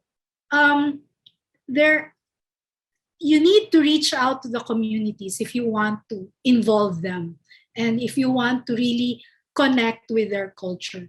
Many years ago, one other thing that another student and I looked into were the different weaving patterns. And this was prior to what Dr. Ninette de las Peñas now is doing with her doctoral students. We were just curious about what weaving patterns there are available in the Philippines. And it was a very small study, but now I know that a lot of people are interested in it. And there's, we have 60 plus cultural groups that you can actually use as to collaborate and be resource materials for. Yes, thank you. Thank you very much, Dr. Kathy, for that. We would also like to somehow loop in our fellow panelists for this question. If you have some experiences of culturally connected artifacts or materials or resources that you also used. In the case of Dr. Ami, it's for mathematics teaching. And in the case of Magdalena later on, Dr. Magdalena later on, it would be science. So we can hear first from Doc Ami, please. Thank you.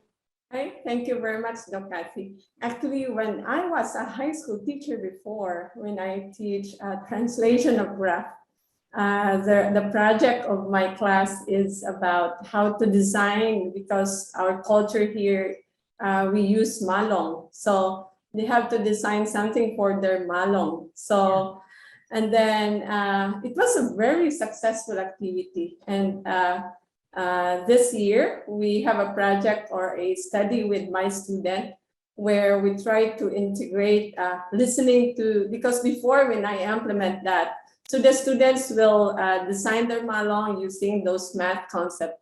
And right now we added value to it. We try to ask first the one who will use the malong.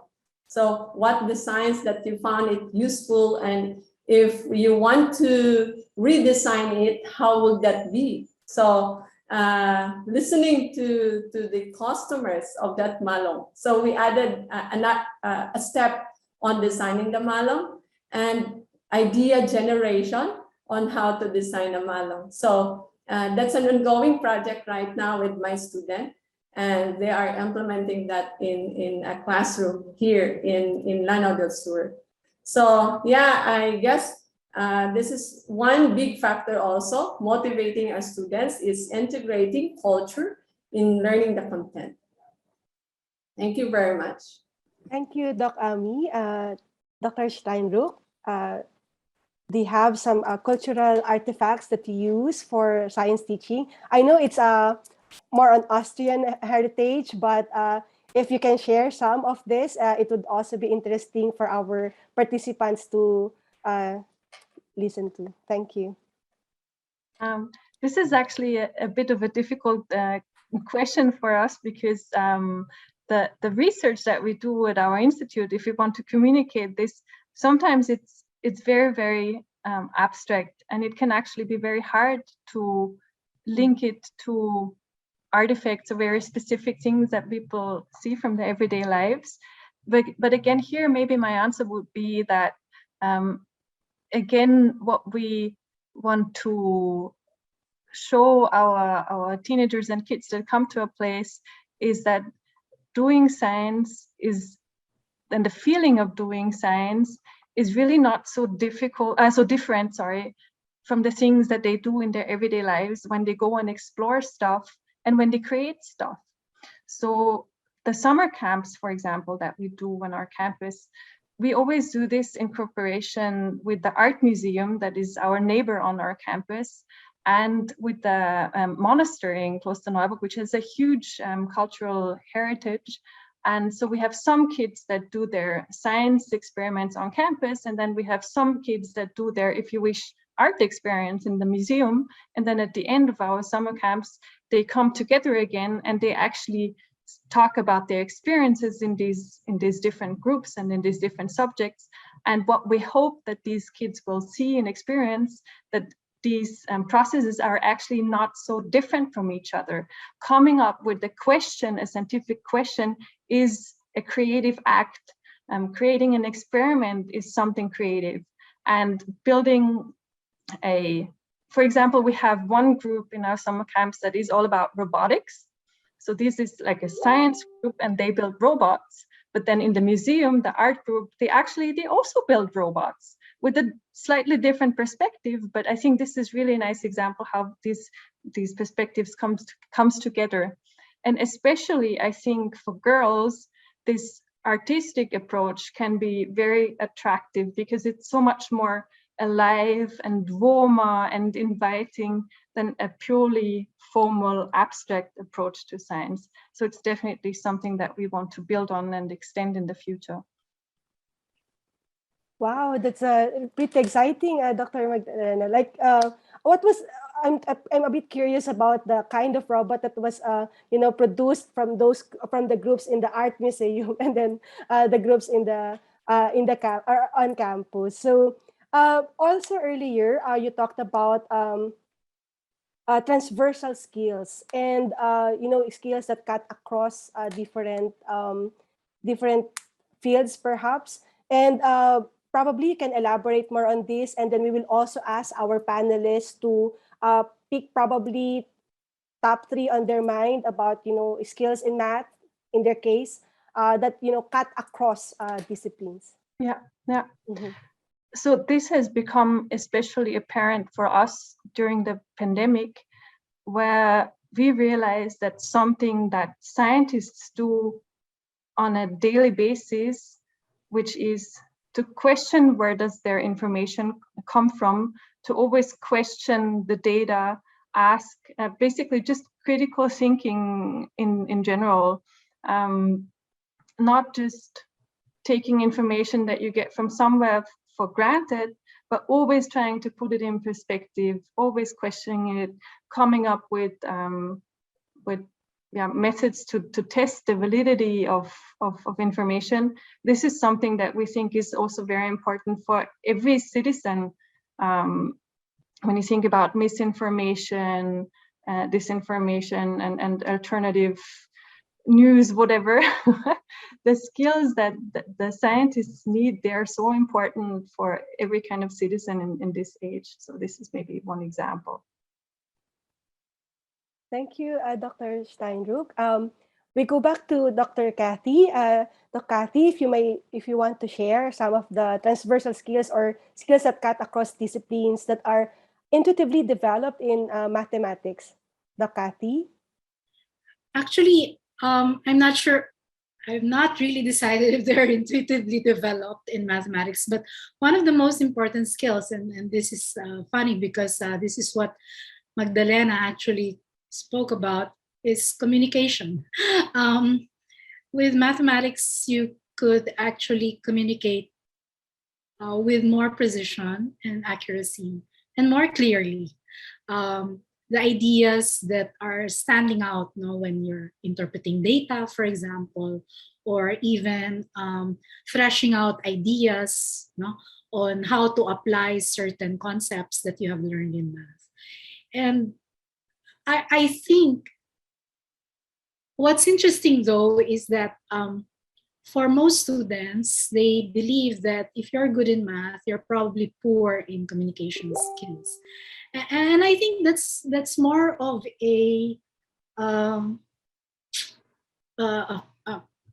imagined fear rather than a real one, because certainly we need to train our students to be able to express, have the right vocabulary, and know how to interpret.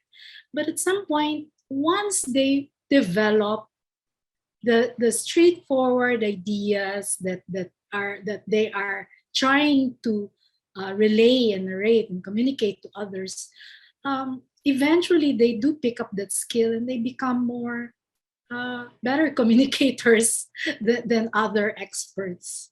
That's what I think. Thank you, Doc Cathy. And I see a lot of connection between your answer and the answer of Dr. Steinrück.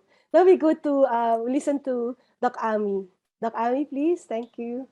In addition to that, for that communication skill, and I guess this is one thing that we need to improve in a mathematics classroom, because sometimes when a teacher asks a math problem, the student will just have one answer. Either it is a phrase or they will just, what's the value of x? Then 10.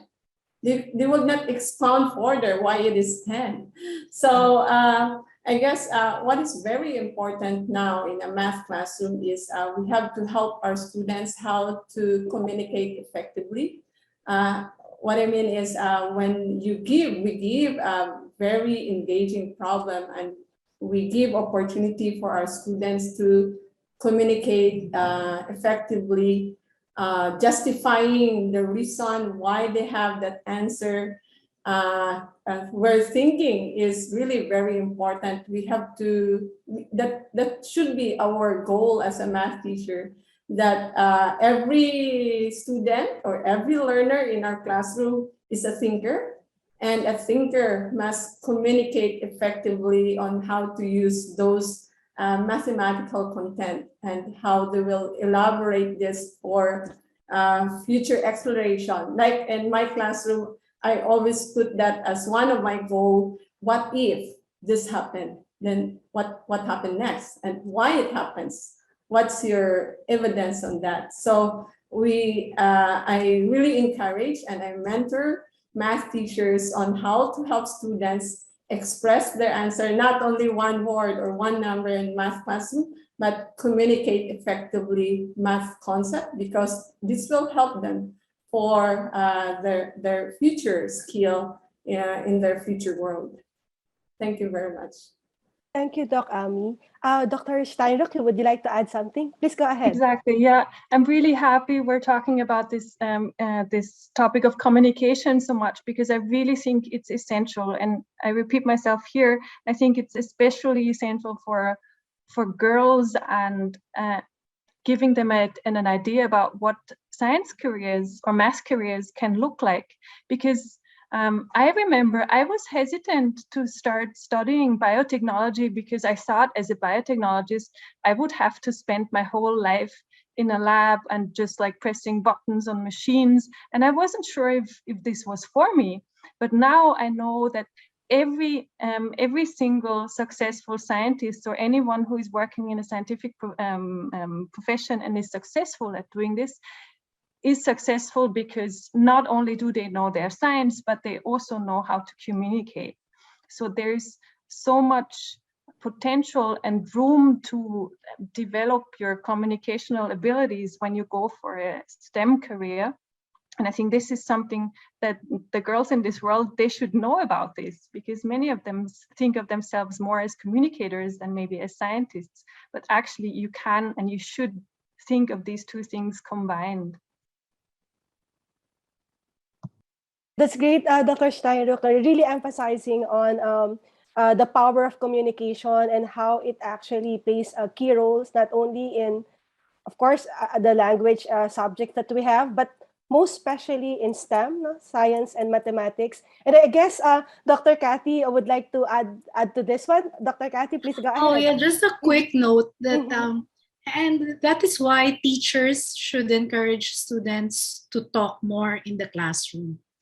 Allow them to express their ideas, because by doing so, you're actually giving them the opportunity also to clarify their thoughts as they talk aloud, no? And there are others as well who listen to what they say. So it's a good practice for teachers to let their students talk in class. That's all. Perfectly agree with you, Doc Cathy, that the power of thinking aloud. No, sometimes a lot of our students are actually afraid to voice out their ideas because they think that it's not intellectual, or it's not correct right away. But I guess for our teachers who are here this afternoon, probably we need to activate our talent in engaging our students and building their confidence to speak out their minds and express their ideas. Again, so being able to communicate freely inside the classroom, and even now we have the synchronous sessions in Zoom or in Google Meet. I hope that you'd be able to draw out the students from their shells. Now, probably I will shift a little bit as we wait for other participants to also fill in their questions. There was this question about educating the disadvantaged group. So perhaps we can ask our panelists to share some of their probably, if not practices or existing programs, or probably plans how to address the needs of those disadvantaged groups or disadvantaged students. And later on, we will also go back to Dr. Steinrück regarding the programs that they have that are aligned with this. So probably we can start with Doc Ami.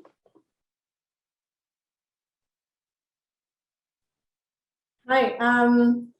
Actually, we acknowledge that in the classroom, but right now we're trying to figure out on how to help on this, and then we're planning ahead for our future activities on how to help this disadvantaged group. Right now, we are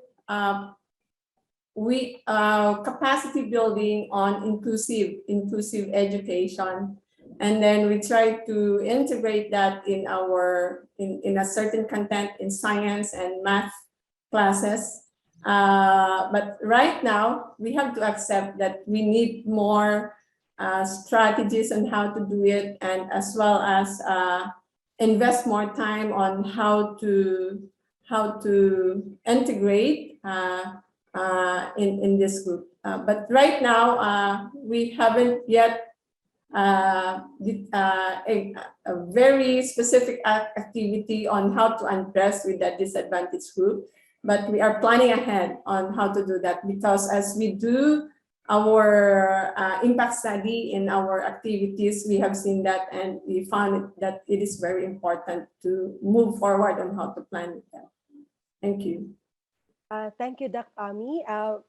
Dr. Kathy, would you like to share your thoughts about this? Like Dr. Buan, I acknowledge that it is a difficult thing to implement. We know theoretically that we need to be inclusive in our approaches, in our methods, in our curriculum. Allowing ourselves to reach out to the different kinds of learners who are disadvantaged by ethnicity, by economics, by physical disabilities, etc.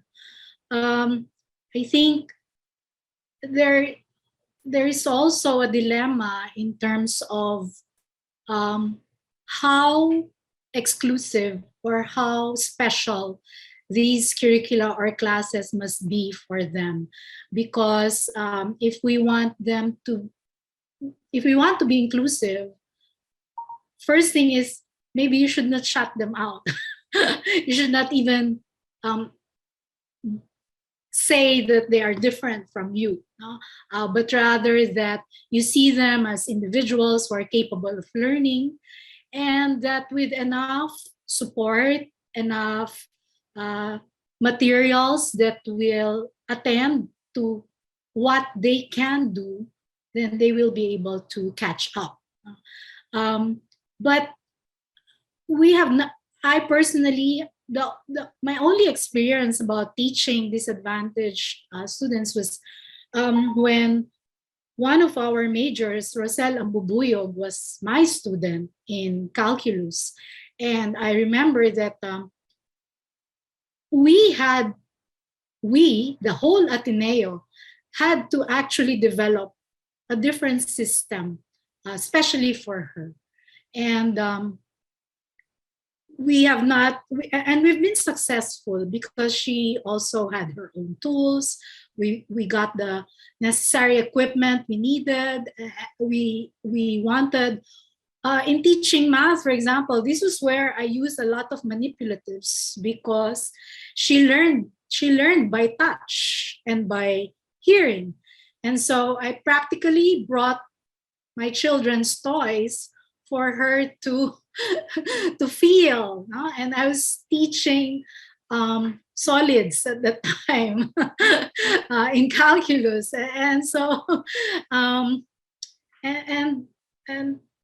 we also gave her individual periods, no, dedicated, gave her more individual consultations, so that we could also be able to determine exactly what is going on in her understanding of the concepts. So, but since Roselle, we have not had, but we know that there are others who are out there waiting to be taught the right way. So it is difficult. Thank you, Doc Cathy, for sharing the story of Roselle and the way you actually embraced and celebrated her capacity. Although she has visual impairment, but you made sure that she was able to learn the right way through touch and through hearing. So thank you, Doc Cathy, for that. Now, Magdalena, would you like to share some thoughts about attending to the education needs of disadvantaged students or learners? Sure. So also for us, it's difficult. And we're actually thinking a lot about it. And when we think about disadvantaged children, we mostly think of like socioeconomically disadvantaged children. And yes, it's difficult for us, specifically as a research institute, because we must never forget that as a research institution, we are perceived so far away from the lives of these people. And if we wait for these people to come and learn from us, this is not going to work. So one thing that we realize is that we really need to go where these people are to meet them. And this is where we are collaborating with a organization in Vienna, the Kinderuni Vienna. So the Children's University, and the Children's University of Vienna is really one of the worldwide pioneers in this area of children's universities. And they have a program where they do very low key science experiments in parks in Vienna and in the periphery. And this is one approach that I think also research has shown to work to some extent, at least, to even start the conversation with this target audience. And for us specifically, what we're trying to do and the potential that we have on campus, I think, is again thinking about role models. So often socially disadvantaged children are also those whose parents have migrated from different countries or so, or maybe they don't have German as a first language. And so do our scientists. We have scientists from all over the world, and we think that if they get to see that people from these different countries, they can be scientists at our institute, like it gives them about ideas about what they can do. So this is something where the Zoom as Scientist format has worked, I would say, quite well for us. And this is especially a format that has been requested frequently from schools with a high share of students that have a migration background. So, and here we really have a big pool of diverse scientists that we can bring to these sessions. And also one thing, maybe this is just a small thing, but I personally like it very much. That's why I wanted to share it here. If we think about how can we make our campus more accessible and more attractive to any kind of people, one thing that we're currently planning is a science playground on our campus, where there's going to be a centrifuge, a carousel that looks like a centrifuge and this kind of stuff, and a big brain where you can climb on. And we really hope that by putting these things up, that just like children, not because they think of science and they want to come here because of the science, but they just want to come here because there's a cool playground, and maybe from that they can take the next step and maybe do one of our programs. Thank you very much, Dr. Steinrück, for the great ideas regarding diversity and inclusion. I think Doc Ami would like to share some more. Please go ahead. And then later I recognize Dr. Rhonda. Doc Ami, please. And then next we have Doc Rhonda. Thank you very much. I remember very recently, for 5 years, we have customized our admission so that we could cater our ethnic group. And then when they are here in our university, specifically they go for teaching, we really identify them and then give them more support so that they could pass their subject specifically when they major in science or mathematics. So we give support to them. And then they have also a problem with financial needs. So we give special scholarship for them. And I guess for the past 5 years, we already have graduated, and we're so happy they go back to their community and then teach their community also. Thank you very much. Wow, thank you, Doc Ami, for sharing that. The work of MSU IIT in empowering indigenous groups and for them to also choose teaching. I think that would be a great help to the community. Thank you, Doc Ami. I recognize Doc Lines. Please go ahead, ma'am, if you have some questions. Yes, to Dr. Magdalena. I'm curious about what you said about curiosity-based research. Of course, we know that research is always based on curiosity, but I thought maybe you mean something there, and I'm interested. How do you operationalize that? How do you make it possible? How different is it from other research, the curiosity-based research? Thank you. Excellent question. Thank you. So curiosity-driven research is a term that we mainly use in Austria to explain what basic research is. So because this distinction between basic research and applied research is not something that is very well known in the general public.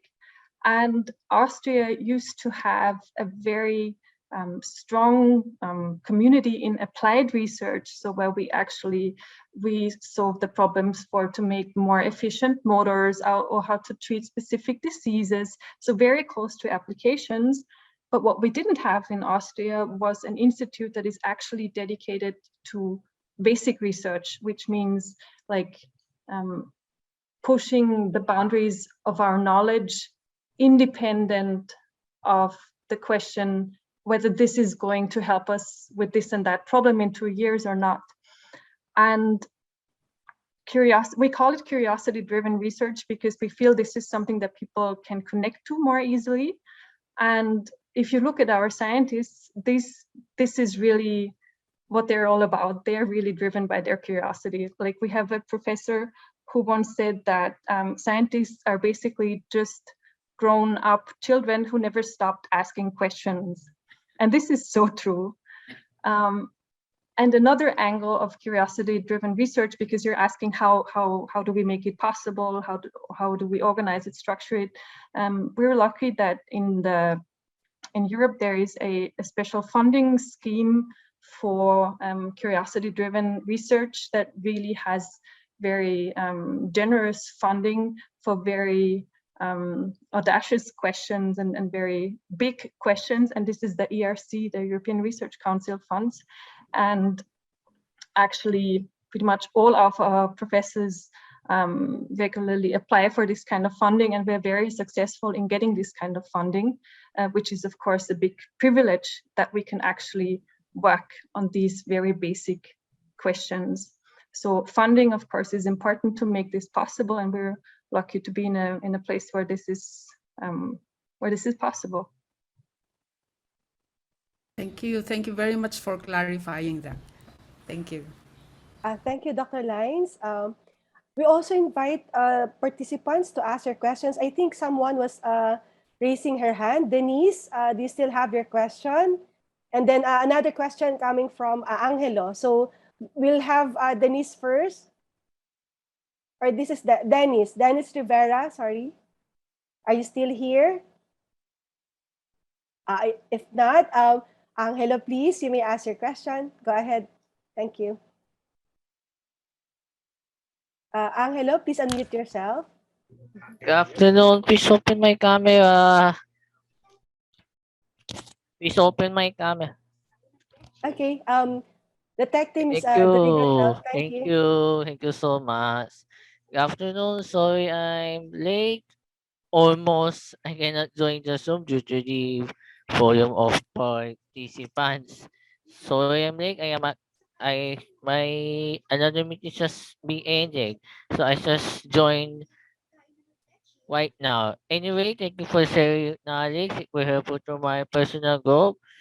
To all of your pretty guest speakers for your webinar this afternoon. I think this is your day to webinar. And it's just to congratulations to all of your organizers for your successful webinar this afternoon despite my busy schedule. I am so proud of you. Thank you. That's all for me. Thank you, Angelo. And I think the speakers greatly appreciate your appreciation of the panel that we're having today. So thank you. Thank you so much. And I know that there are a lot of competing tasks this afternoon, but we're just grateful for our participants for staying on. Also, just want to recognize some of the comments in the chat box. Like there was one comment about communicating are thinking and communicating are two sides of the same coin. So just following on the thoughts earlier and then making thinking visible. So probably we have few more questions coming from our participants. I hope you'll still be able to stay on. Or Lights from ILO, do you have some questions to our panelists? Lights? Or our friends from, if you still have some questions. Oh, Dr. Lines, yes, please go ahead. Thank you. Thank you very much. This is for Doc Kathy. I Hi, like your Lines. yeah. Hi. I like one of your slides. You said that we must be we must be knowledgeable of the problems, the local problem, but at the same time what's going on in the international scene. And you've been on both, of course. And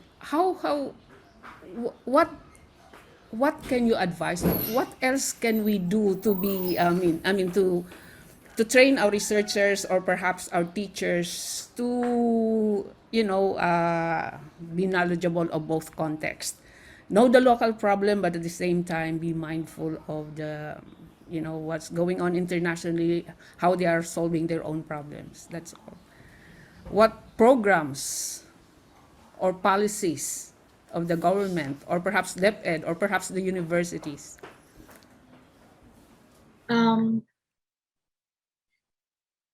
I'm not sure about the policies, but in practical, the practical approach there is your first responsibility is to your students. So you have to be aware of what your students need, balance it with what you think they ought to know. And as a lifelong learner, you also want to know what is happening outside of the school, what the researchers are doing in your country, what others are doing.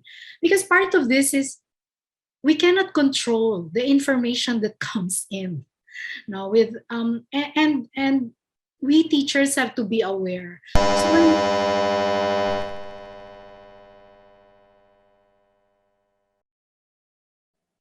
Was that mine? There was a buzzing sound, but please go ahead. Please continue po. Sorry about that. So, what? I lost my train of thought.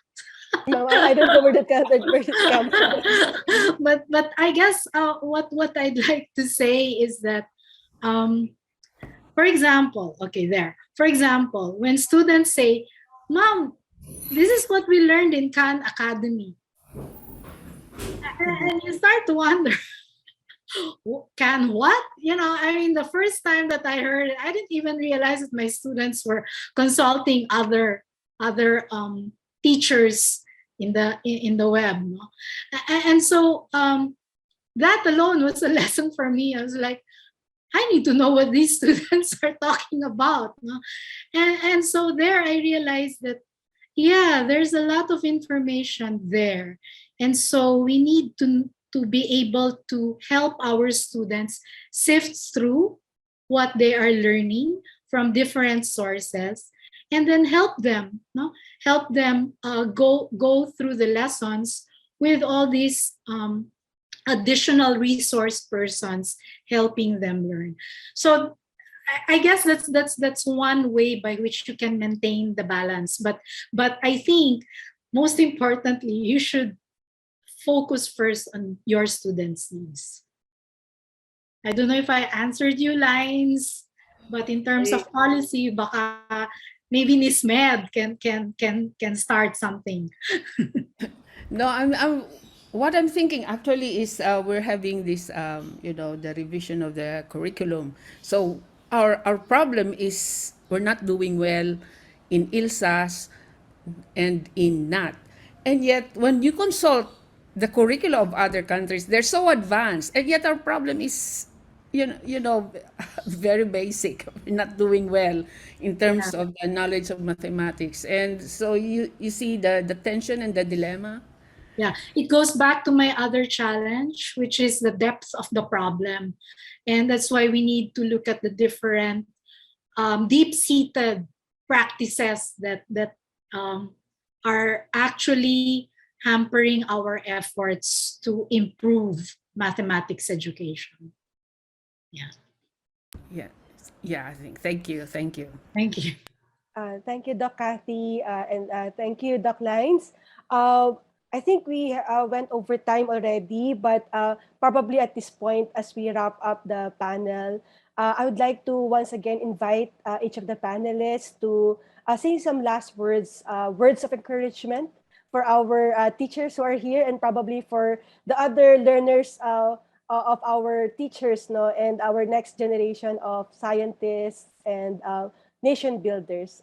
Probably we can start with Doc Ami first, and then followed by Doc Magdalena, and then Doc Kathy. Doc Ami, please go ahead. Thank you. Hello, my dear educators here in the room. Let's continue exploring. Let's try to continue exploring on how we integrate thinking in our math classroom. We encourage students to give their ideas by giving more open-ended problem and develop their thinking and communication skill. So let's just continue exploring and improve ourselves by reflecting on the voice of our students. Thank you. Thank you very much. Thank you, Doc Ami. Doc Magdalena, please. So to all the math and the other teachers in the Philippines, what I could gather from the last 1.5 hours is that actually your situation is not so much different from the situation that we have here in Austria. And I see we're thinking about the same challenges and we have the same interests. So I think to me, this is really inspiring that we have this worldwide community that has the shared goals, and you're not alone in what you're doing. And I would emphasize in the same way as Dr. Amy that do think about this communicative aspect a lot, and do think about the many different ways and aspects there are to doing math, to doing science. There's so many diverse angles in which you can approach it, and looking with this mindset at your students, I hope it will help you to see also potential in students where maybe it has not been so easy to see. So happy Women's Day and keep it up. Thank you, Dr. Magdalena. Dr. Kathy, please. So I would like to thank again the Austrian Embassy of Manila and UP NISMED for this forum. My message is really for the women as we are celebrating the International Women's Day. we are women, but we are not weak. And so I'd like us to continue doing what we do best, which is to be a nurturing person, someone who can make things happen actually in many different fields. So I'd like to encourage the young leaders, the future leaders of this country, and the women leaders to keep up the courage. There are a lot of adversities that we face, but let's just do our job. Let's do what we can, and we do it right. I think that's one of the best things that we can contribute to our nation. Thank you very much. Thank you very much, our dear panelists. It's such an exciting afternoon, very insightful. Thank you for the rich sharing. And we've been reading a lot of positive feedback coming from our participants, saying that they have learned a lot from this panel discussion. So again, just really grateful for this afternoon with you and hearing all of these insights. So I turn it over to Doc Helen for the awarding of the certificates, and then we'll have a photo opportunity after that. Thank you. Thank you so much, dear panelists. Thank you po, Dr. Monterola. We will now award the Certificate of Appreciation to our panelists. Please allow me to read the contents of the certificate.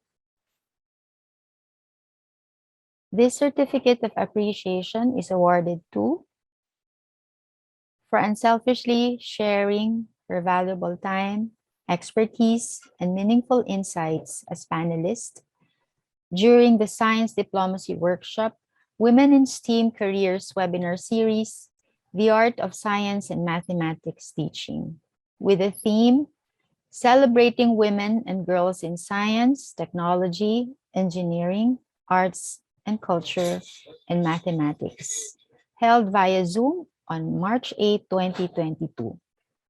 Signed, Sherilyn C. Monterola, Director, UP NISMED. Dinartes M. Viloria, National Project Coordinator, Women in STEM Workforce, Readiness and Development Program, ILO. Madeline Mitchell Yolanda, Press and Cultural Officer, Austrian Embassy in Manila. This certificate is awarded to Dr. Catherine Vistro-Yu. Thank you. Same certificate is awarded to Dr. Amelia Buan. Thank you. This certificate is also awarded to Dr. Magdalena Steinrück. Thank you very much. Let us give our panelists a virtual applause. We will now have a photo op to document this event. If you can, kindly turn on your video and give us your best smile.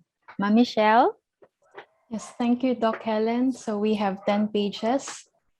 Let's start with the first page. Okay, one. All right. Okay, 1, 2, 3, smile. Next page. All right, 1, 2, 3, smile. Kindly open your cameras when possible. Third page, 1, 2, 3. Okay, let's have the fourth page. 1, 2, 3.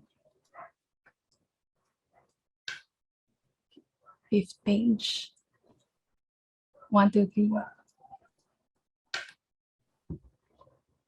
All right. Next page. Cannot open Seventh their page. cam down. Okay. Second to the last. I think they can't open their cam. There are some people who can. Oh, now it's okay. Okay, there. Okay. Again. Thank you for your patience. Can we do it again? Sorry po. All right po. Okay, so 1, 2, 3, Alright, yeah. smile. Okay, second page. 1, 2, 3, smile. Third page, all right. 1, 2, 3, smile. Okay, once again, fourth page. 1, 2, 3, smile. And I think that's it po. Thank you, Doc Helen. Thank you po, Ma'am Michelle. So to the members of our panel, thank you very much for gracing this event. Thank you for sharing with us how you got into the fields of mathematics and science, for also sharing with us the challenges you've encountered, how you were able to overcome these challenges, and proposing ways on how to address these challenges, for sharing strategies and resources that teachers may use in the classroom, for underlining that science and mathematics are all about staying curious, asking questions, and looking for answers, for redefining what scientists look like, and most importantly, for shining a bright light on the road you've taken. Iyak ako. I'm sure, sorry.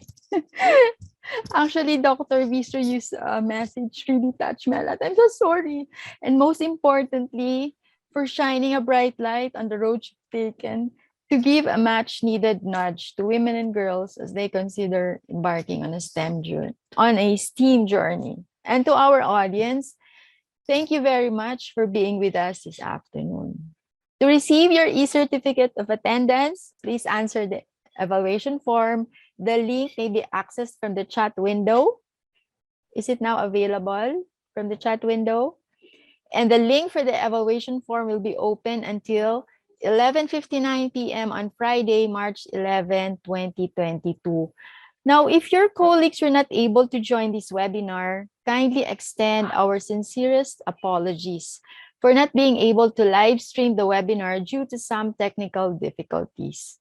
The webinar recording will be up tonight at the UP NISMED Facebook page, so they can watch it at their most convenient time. An e-certificate of attendance will also be issued after they have viewed the webinar recording and accomplished the evaluation form. The evaluation form will be available until Friday, March 11, 2022 at 11:59 p.m. We thank you for your patience and understanding. So we would love to have all of you with us again on March 18, 2022 for the third webinar of this series. This webinar has the theme, The Wonderful World of Science and the Arts, Women in Science, Culture, and the Arts. We will be posting the details on how you can join the said event. Until then, thank you and good afternoon to all. Stay safe and well. Let's continue to celebrate the amazing women in STEAM careers. Happy International Women's Day. Thank you to all.